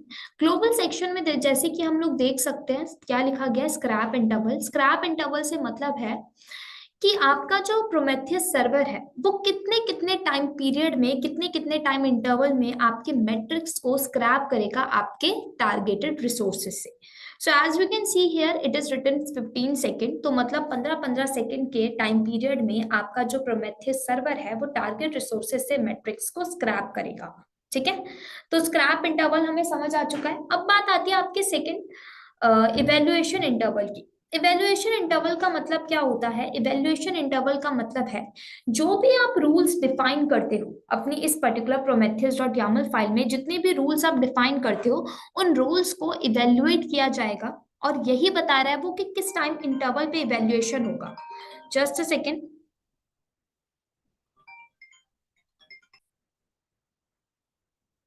So evaluation interval जैसे मैंने आपको बताया क्या होगा, जो भी प्रोमेथियस डॉट यामल फाइल में आपने जो भी रूल्स डिफाइन किए उन रूल्स को इवेल्युएट किया जाएगा इतने इतने टाइम इंटरवल में। फॉर एग्जांपल अभी हमें दिख रहा है जो रूल फाइल्स है उसके अंदर हम लोगों ने जो रूल फाइल का सेक्शन है ना, उसके अंदर हम लोगों ने बता रखा है रूल्स डॉट यामल, मतलब रूल्स डॉट यामल नाम की एक फाइल होगी जिस फाइल के अंदर आप लोगों ने क्या बता रखे होंगे, अपने कुछ फ्यू रूल्स डिफाइन कर रखे होंगे। रूल्स एज ए लाइक आपके कुछ अलर्टिंग रूल होंगे। सपोज मैंने बोला कि मेरा सीपीयू यूसेज जैसे ही 80% तक जाता है तो मुझे एक अलर्ट जनरेट करके दे देना। अलर्ट एज ए लाइक मुझे पहले ही नोटिफाई कर देना बाय कोई भी चैनल के through, for example by email, by Slack और any like any channel, by कोई भी नोटिफिकेशन देके तो मुझे पहले ही अलर्ट कर देना उस चीज के लिए। तो वो क्या बोल रहा है, इन्हीं ये जो रूल फाइल जो आपने लिखी है ना रूल्स डॉट यामल, इस फाइल के अंदर आप जो भी रूल डिफाइन करोगे अलर्टिंग से रिलेटेड या कोई भी एग्रीगेटिंग से रिलेटेड अपने रूल्स आप डिफाइन करोगे, उन रूल्स को क्या किया जाएगा, उन रूल्स को चेक किया जाएगा। अगर वो रूल्स आपके करंट सिचुएशन से मैच होते हैं, ठीक है, आपकी उस सिचुएशन से बिल्कुल ठीक जा रहा है, फॉर एग्जांपल मेरा सीपीयू यूसेज 80% जा चुका है एंड मेरे रूल्स के अंदर भी मैंने लिखा था जैसे सीपीयू यूसेज 80% जाए तो मुझे एक अलर्ट जनरेट करके दे देना। तो इवेल्युएशन इंटरवल में क्या होगा, जैसे ही 15 सेकंड बाद वो इवेल्युएट करने लगेगा आपके रूल्स को, उसको पता चलेगा ये रूल्स बिल्कुल मैच कर रहा है, तो तब जाकर वो एक अलर्ट जनरेट करवाएगा। और अलर्ट कौन जनरेट करेगा उसका एक अनदर कंपोनेंट होता है, बट अभी आप इतना अंडरस्टैंड करो इवेल्युएशन इंटरवल का मतलब है रूल्स को चेक किया जाएगा 15 सेकंड बाद। ठीक है। सो नाउ जैसे मैंने बता दिया आपको सेकंड सेक्शन भी रूल्स अंडरस्कोर फाइल्स का, इसके अंदर आप कोई भी फाइल अपनी बताओगे जिस फाइल के अंदर आप अपने रूल्स डिफाइन करोगे and the rules it up to you, like आप बता सकते हो जैसे आपको ये देखना हो रूल्स के अंदर आपने बोल दिया एचटीटीपी रिक्वेस्ट मुझे दिखा दो। ठीक है, जैसे ये एचटीटीपी रिक्वेस्ट या फिर सॉरी एचटीटीपी रिक्वेस्ट को साइड करके ये तो एक तरीके से क्वेरी हो गई, आप क्या बोल सकते हो रूल्स के अंदर सीपीयू यूसेज जैसे ही ज्यादा जाए तो मुझे पहले ही नोटिफाई कर देना, या फिर मेरा कोई भी सर्वर अगर रन आउट ऑफ मेमोरी जा रहा हो तो मुझे पहले ही नोटिफाई कर देना, कोई भी अगर मेरा सर्वर ओवरलोडेड हो रहा तो मुझे पहले ही नोटिफाई कर देना। तो मतलब ऐसी सिचुएशन में जिसका एंड ऑफ द रिजल्ट ये हो आपकी एप्लीकेशन डाउन पड़ जाए, तो ऐसी सिचुएशन में आप रूल्स अपने क्रिएट करके रख सकते हो। जो रूल्स जैसे ही लगता है ओवर लिमिट हो रहे हैं रूल्स आपके, बेसिकली आपके रूल्स ठीक नहीं है, मतलब रूल से ज्यादा एक्स्ट्रा चीजें यूज हो रही हैं, एक्स्ट्रा कुछ भी रूल से मैच कर रहा है, तो आपके अलर्ट जनरेट होंगे। फॉर एग्जाम्पल जैसे मैंने अभी आपको बताया 3 रूल्स में, लाइक सीपीयू यूसेज एक्स्ट्रा हो गई, ओवरलोड हो गया, रन आउट ऑफ मेमोरी होगी, तो इन 3 रूल्स को मान लो आप लोगों ने इन रूल्स डॉट यामल फाइल में डिफाइन कर रखा है। तो जैसे ये तीनों रूल्स जब इवेल्युएशन टाइम इंटरवल चलेगा, लगता है ये तीनों रूल्स मैच कर रहे हैं आपकी करंट सिचुएशन से, तब जाकर आपको एक अलर्ट जनरेट होता है। ठीक है, तो वो अलर्ट का एक अनदर कंपोनेंट आएगा, पहले हमें इतना ही अंडरस्टैंड करना था। नाउ द थर्ड, अगर मैं थर्ड सेक्शन की बात करूं, थर्ड ब्लॉक की बात करूं, विच इज आपका क्या है rules dot sorry scrap underscore config. इसके अंदर क्या होता है, इसके अंदर आप बेसिकली ये बताते हो, आपने स्क्रैप इंटरवल तो दे दिया लेकिन आप ये तो बताओ स्क्रैप करना कहाँ से है, विच मीन्स आपके मैट्रिक्स को कहाँ से पुल किया जाएगा। तो मैट्रिक्स को पुल करने के लिए आपको भी पता है हमारा मोस्टली हम लोग क्या करते हैं, हमारा जो प्रोमेथियस सर्वर होता है वो क्या करता है, वो आपके टारगेटेड रिसोर्सेज से पुल अप करता है। ठीक है, तो उन्हीं टारगेटेड रिसोर्सेज से पुल किया जाएगा मैट्रिक्स को। तो उसने बोला है जॉब का नेम आपने प्रोमेथियस रख लिया है। स्टैटिक कॉन्फिग में आपने टारगेट में क्या बताया, local host and port number 8080 भी दे सकते हो अगर आपका कोई टारगेट रिसोर्स है। और अगर आप यहाँ पे 9090 पोर्ट नंबर अगर आप देखते हो, इसका मतलब है आपका जो इटसेल्फ प्रोमेथियस सर्वर होता है ना, वहीं से क्या किया जा रहा है, आपके मैट्रिक्स को पुल किया जा रहा है। पुल एज इन लाइक आपके मैट्रिक्स वहां टाइम सीरीज डेटाबेस में जाके सेव हो चुके होंगे, उन्हीं को आगे जाकर एक्सपोर्ट एक्सपोज करने वाले हैं। तो यहाँ पे आप नॉर्मली देख सकते हो क्या होता है, स्क्रैप कॉन्फिग कुछ नहीं होता, जस्ट इसके अंदर आप क्या बताते हो, आप ये बताते हो कि आप अपने टारगेट्स बता देते हो कि मतलब आपका ये पर्टिकुलर टारगेट है, यहाँ से आपको क्या करना है, मैट्रिक्स को पुल करना है। और अगर आपके matrix bye defaulted HTTP and point में एक्सपोज हो रहे हैं, ठीक है, अगर आपको पता है कि आपके एंड पॉइंट जो आपके टारगेट रिसोर्सेज है वहां से एचटीटीपी एंड पॉइंट में ही मैट्रिक्स जनरेट हो रहा है, तो उस केस में आप क्या करते हो, आप प्रोमेथियस सर्वर के ऊपर जो मैट्रिक्स आते हैं उन्हीं का ही हेल्थ स्टेटस चेक कर लेते हो, तब जाके हम 9090 पोर्ट नंबर देते हैं, बिकॉज वो बाय डिफॉल्ट आपका प्रोमेथियस का पड़ जाता है जब हम लोग प्रोमेथियस का देते हैं। तो यहाँ पे लोकल होस्ट अगर 9090 आपको दिखता है तो ये प्रोमेथियस सर्वर आपका टारगेट होता है। बट अगर आपको कोई और टारगेट रिसोर्स का दिख रहा है तो वो क्या करेगा, उस पर्टिकुलर सर्वर के ऊपर जाएगा, वहां के मैट्रिक्स को पुल करेगा, ठीक है, और जॉब का नेम हो जाएगा प्रोमेथियस। तो काफी बार आपने देखा होगा स्क्रैप कॉन्फिग के अंदर कुछ नहीं होता, आप जस्ट अपना टारगेट रिसोर्स बता देते हो कि ये पर्टिकुलर टारगेट रिसोर्स है, यहाँ से हमारे डेटा को, हमारे मैट्रिक्स को क्या कर लेना, पुल कर लेना, और कुछ नहीं। तो इन सिंपल लैंग्वेज समझो इन तीनों को, ग्लोबल के अंदर आपका स्क्रैप इंटरवल, कितने कितने टाइम पीरियड बाद स्क्रैप किए जाएंगे मैट्रिक्स को, इवेल्यूशन इंटरवल, कितने कितने टाइम पीरियड बाद रूल्स को चेक किया जाएगा, ठीक है, रूल डॉट यामल, जैसे आप देख सकते हो फाइल होगी, इस फाइल के अंदर आप अपने रूल्स बता दोगे अलर्ट जनरेट करने के लिए, and the last one is your scrap config, जिसके अंदर आप अपने टारगेट बताते हो कि बेसिकली आपका ये टारगेट है, इस सर्वर से आपको मैट्रिक्स को पुल करना है, ठीक है। तो इस तरीके से हम एक Prometheus dot Yamala file launch करते हैं आफ्टर प्रोमेथियस सर्वर क्रिएट करने के बाद, ठीक है, ताकि हमारे प्रोमेथियस सर्वर को पता चल सके क्या स्क्रैप करना है और कहां से, ठीक है। सो आगे बढ़ते हैं। अब जैसे मैंने आपको बताया था कि हम लोगों को इतना तो समझ आ गया कि भाई हम लोगों को किस तरीके से फाइल बनानी है, स्क्रैप कैसे करना है। जैसे अभी आपको याद हो, मैंने अभी एक दो वर्ड्स की बात की थी, लाइक अलर्ट की, मैंने बताया था आपको अलर्ट जनरेट होता है। नाउ क्वेश्चन इज दैट किस तरीके से प्रोमेथियस आपके अलर्ट्स को ट्रिगर करता है, किस तरीके से वो अलर्ट जनरेट करता है। तो उसके लिए ना आपके पास क्या होता है, एक अनदर कॉम्पोनेंट होता है। वो कॉम्पोनेंट क्या होता है, वो कॉम्पोनेंट होता है बेसिकली आपका alert manager. So let me make the alert manager. तो यहाँ पे हम लोगों ने क्या बोल दिया, अलर्ट मैनेजर, ठीक है। ये अलर्ट मैनेजर के चैनल्स होते हैं, मैं पहले यहाँ लिख देती हूँ फिर आपको बताती हूँ। नोटिफिकेशन के थ्रू आपको वो कर सकता है, इसके खुद के स्लैक चैनल्स होते हैं, ठीक है।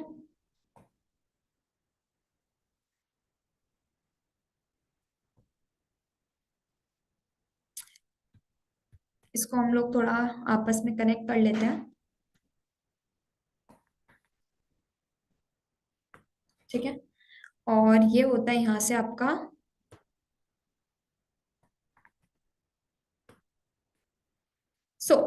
क्या होता है आपका अलर्ट कैसे जनरेट होता है। जैसे मैंने आपको बताया, अलर्ट्स के लिए हम लोग क्या करते हैं, हमारे पास जो फाइल होती है प्रोमेथियस डॉट यामल फाइल, उस फाइल के अंदर हम लोग क्या करते हैं, उस फाइल के अंदर हम लोग हमारे अलर्ट रूल्स लिखते हैं, है ना। Alert rules as in like हम लोग क्या करते हैं, हमारे यहीं से आपने इस चीज को, इसको एक और चीज अंडरस्टैंड कर लो, ये एचटीटीपी सर्वर से ही आपके इसी एंड पॉइंट से आपके रूल्स आते हैं। मतलब ये जो मैट्रिक सेव होता है ना, यहाँ जाता है एचटीटीपी सर्वर के पास, देन जाके आपके अलर्ट जनरेट होते हैं। तो क्या होता है, आपकी जो कॉन्फ़िग फाइल होती है, जैसे मैंने आपको बताया, ये जो आपकी रूल्स अंडरस्कोर फाइल्स कंपोनेंट के अंदर, इसके अंदर आपने एक फाइल लिखी है रूल्स डॉट यामल। अब मान लो आपने इस रूल्स डॉट यामल फाइल के अंदर आपने 3 रूल बता दिए, जैसे मैंने बताया सीपीयू यूसेज अगर 80% जाता है तो क्या कर देना, मुझे नोटिफाई कर देना पहले ही, कि ज्यादा ना चले जाए, ओवरलोडेड ना हो जाए मेरा सर्वर, तो मुझे पहले ही नोटिफाई कर देना। मैंने बोला कि मेरा कोई भी server run out of memory ना जाए, तो मुझे पहले ही नोटिफाई कर देना।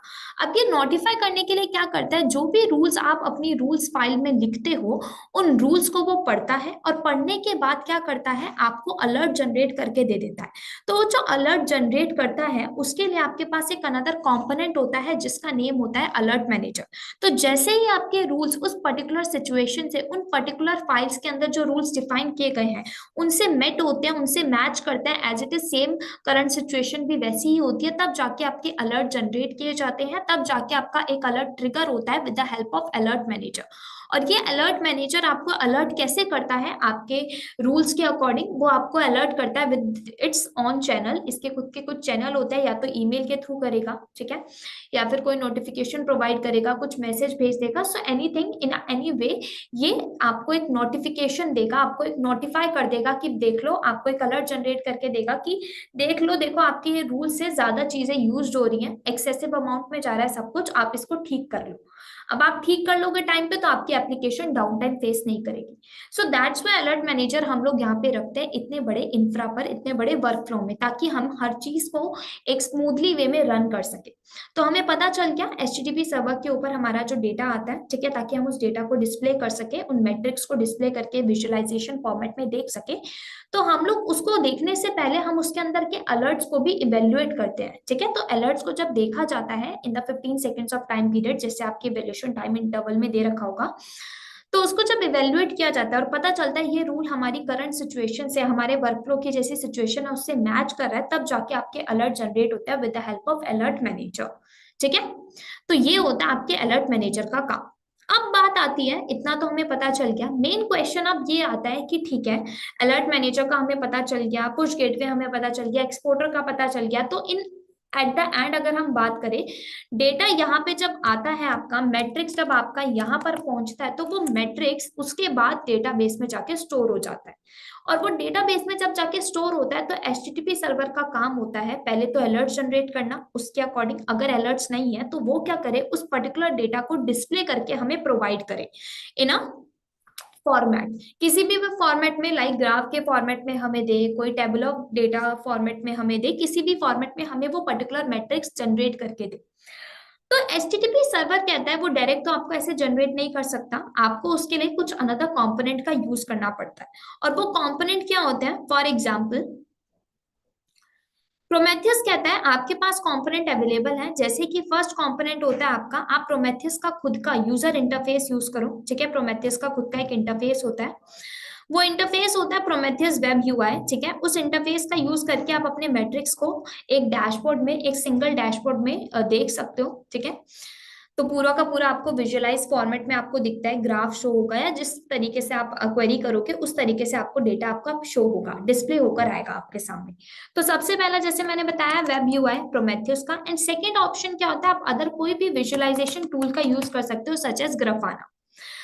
अब क्वेश्चन ये आता है, HTTP सर्वर कहता है कि आप डायरेक्ट इन दोनों आपके विजुअलाइजेशन टूल या फिर वेब यूआई के ऊपर डायरेक्ट नहीं जा सकते और वहां पे सीधा क्या कहते हैं डिस्प्ले करके देख नहीं सकते, आपको उससे पहले क्या करनी पड़ेगी, क्वेरी करनी पड़ती है कि भाई आपको क्या करना है, आपको अपना डेटा देखना है, आपको मैट्रिक देखना है। अब मैट्रिक में क्या देखना है, फॉर एग्जाम्पल आपने बोला आपको देखनी है कि HTTP रिक्वेस्ट कितनी ड्यूरेशन है, कितनी काउंट आई है, टोटल कितनी HTTP रिक्वेस्ट मेरे पास आई है, ड्यूरेशन कैसी है उसकी, ठीक है, ये सब मुझे देखना है, ये मैट्रिक मुझे देखना है। तो उसके लिए आपका प्रोमेथियस आपको कहता है कि आप क्या करो, सबसे पहले तो क्वेरी करो उससे रिलेटेड। तो आपके पास एक कंपोनेंट होता है जिसका नेम होता है प्रोमेथियस की, ठीक है, query language, which means PromQL query language. इसका मतलब है आप क्वेरी करते हो, और वो क्वेरी कैसे करते हो, जैसे आपको दिख रहा है मैंने एक क्वेरी डाली, मैंने कहा कि मुझे HTTP रिक्वेस्ट की ड्यूरेशन देखनी है, तो ये मेरी एक क्वेरी है, एक मेरा एक क्वेश्चन है, ठीक है। ये क्वेश्चन, ये क्वेरी आप किससे करते हो, ये क्वेरी आप करते हो अपने HTTP सर्वर से, नहीं तो आप अपने डेटाबेस से करते हो ये क्वेरी, ठीक है, क्योंकि यहाँ पे आपका डेटा स्टोर होता है। आप इससे क्वेरी करोगे HTTP सर्वर के थ्रू, आपकी ये क्वेरी एक्सेप्ट की जाएगी, ठीक है। इनमें अगर आपकी जो मैट्रिक्स है उसके पास HTTP एंड पॉइंट है, तो आपने जो PromQL से क्वेरी की है वो एक्सेप्ट की जाएगी, एंड देन जाके आपको यही क्वेरी के फॉर्मेट में अपना जो मैट्रिक्स है वो डिस्प्ले होगा किसके ऊपर, अगर आप वेब यूआई से देखना चाहते हो तो इसके ऊपर होगा, बिकॉज ये बाय डिफॉल्टेड आपका प्रोमेथियस के साथ इंटीग्रेटेड रहता है, और ये एक बड़ा सा इंटरफेस होता है, प्रोमेथियस का खुद का इंटरफेस होता है, जिसके ऊपर आप इसको एक्सेस कर सकते हो, अपना डेटा देख सकते हो इन विजुअलाइजेशन फॉर्मेट में, ठीक है, सब कुछ देख सकते हो, चार्ट फॉर्मेट में देख सकते हो, ग्राफ फॉर्मेट में देख सकते हो, इन एनी वे। तो आप क्या करते हो, PromQL क्वेरी लैंग्वेज से क्वेरी करते हो अपने मैट्रिक्स की, जब क्वेरी एक्सेप्ट की जाती है तब जाके आपको वो पर्टिकुलर डेटा डिस्प्ले होता है अपने वेब यूआई। अब हम लोग क्या करने लगे हैं, आज के टाइम पे हम लोग अदर विजुअलाइजेशन टूल यूज करने लगे हैं, वो बेटर होते हैं एज कम्पेयर टू खुद की वेब यूआई से, प्रोमेथियस के। तो हम लोग विजुअलाइजेशन टूल के लिए कैसे हम लोग बहुत डिफरेंट डिफरेंट टूल्स अवेलेबल है मार्केट में विजुअलाइजेशन के। जैसे एक मैंने एग्जांपल लिया ग्राफाना, तो ग्राफाना आप एक ऐसा विजुअलाइजेशन टूल है जिसको आपको क्या करना पड़ता है, प्रोमेथियस के साथ इंटीग्रेट कराना पड़ता है। एंड इंटीग्रेशन होते ही आप जब अपनी क्वेरी करते हो, क्वेरी एक्सेप्ट होती है, तब जाके आप ग्राफाना के ऊपर, ग्राफाना का खुद का एक डैशबोर्ड क्रिएट करते हो। एंड डैशबोर्ड के ऊपर आपको पूरा का पूरा मैट्रिक डिस्प्ले होकर आता है कि किस तरीके से आपका डेटा आपके सामने लाइक शो हो रहा है। आपको कैसे पता चलेगा कि आपकी एचटीटीपी रिक्वेस्ट ड्यूरेशन क्या आई है, कितनी काउंट आई है, टोटल कितनी एचटीटीपी रिक्वेस्ट आपकी आपकी पर्टिकुलर एप्लीकेशन के ऊपर आई है। तो ये सब कुछ आपको डिस्प्ले होकर आएगा इन अ विजुअलाइजेशन फॉर्मेट में। ठीक है, तो आप उसके लिए कोई विजुअलाइजेशन का टूल यूज कर सकते हो, और you can use the Prometheus web UI भी। ठीक है, तो ये पूरा का पूरा वर्कफ्लो होता है प्रोमेथियस का, जो इस तरीके से काम करता है। ज्यादा कुछ कॉम्प्लिकेटेड नहीं है। जब हम लोग प्रैक्टिकल करेंगे तो ये ना बेटर वे अंडरस्टैंड होगा कि किस तरीके से सब कुछ आपस में काम कर रहे हैं, किस तरीके से पूरा का पूरा आपस में कनेक्शन बना हुआ है। ठीक है, सो या सो यही है आपका Prometheus. And I hope you understand the workflow and the structure of Prometheus server and it's component, so that you can get a better understanding of all these things. And better understanding के लिए मैं आपको और चीज यही बोलूंगी कि आप जो ऑन डॉक्यूमेंटेशंस होती हैं आपके उन पर्टिकुलर टूल्स की, आप उनको भी जाके पढ़ो, ताकि आपको और ज्यादा डीप नॉलेज मिल सके आपको उस पर्टिकुलर टूल की, जो भी टूल आप पढ़ रहे हो। So yeah I hope you like this video. So yeah let's meet with the next lecture on Prometheus. So okay, bye guys.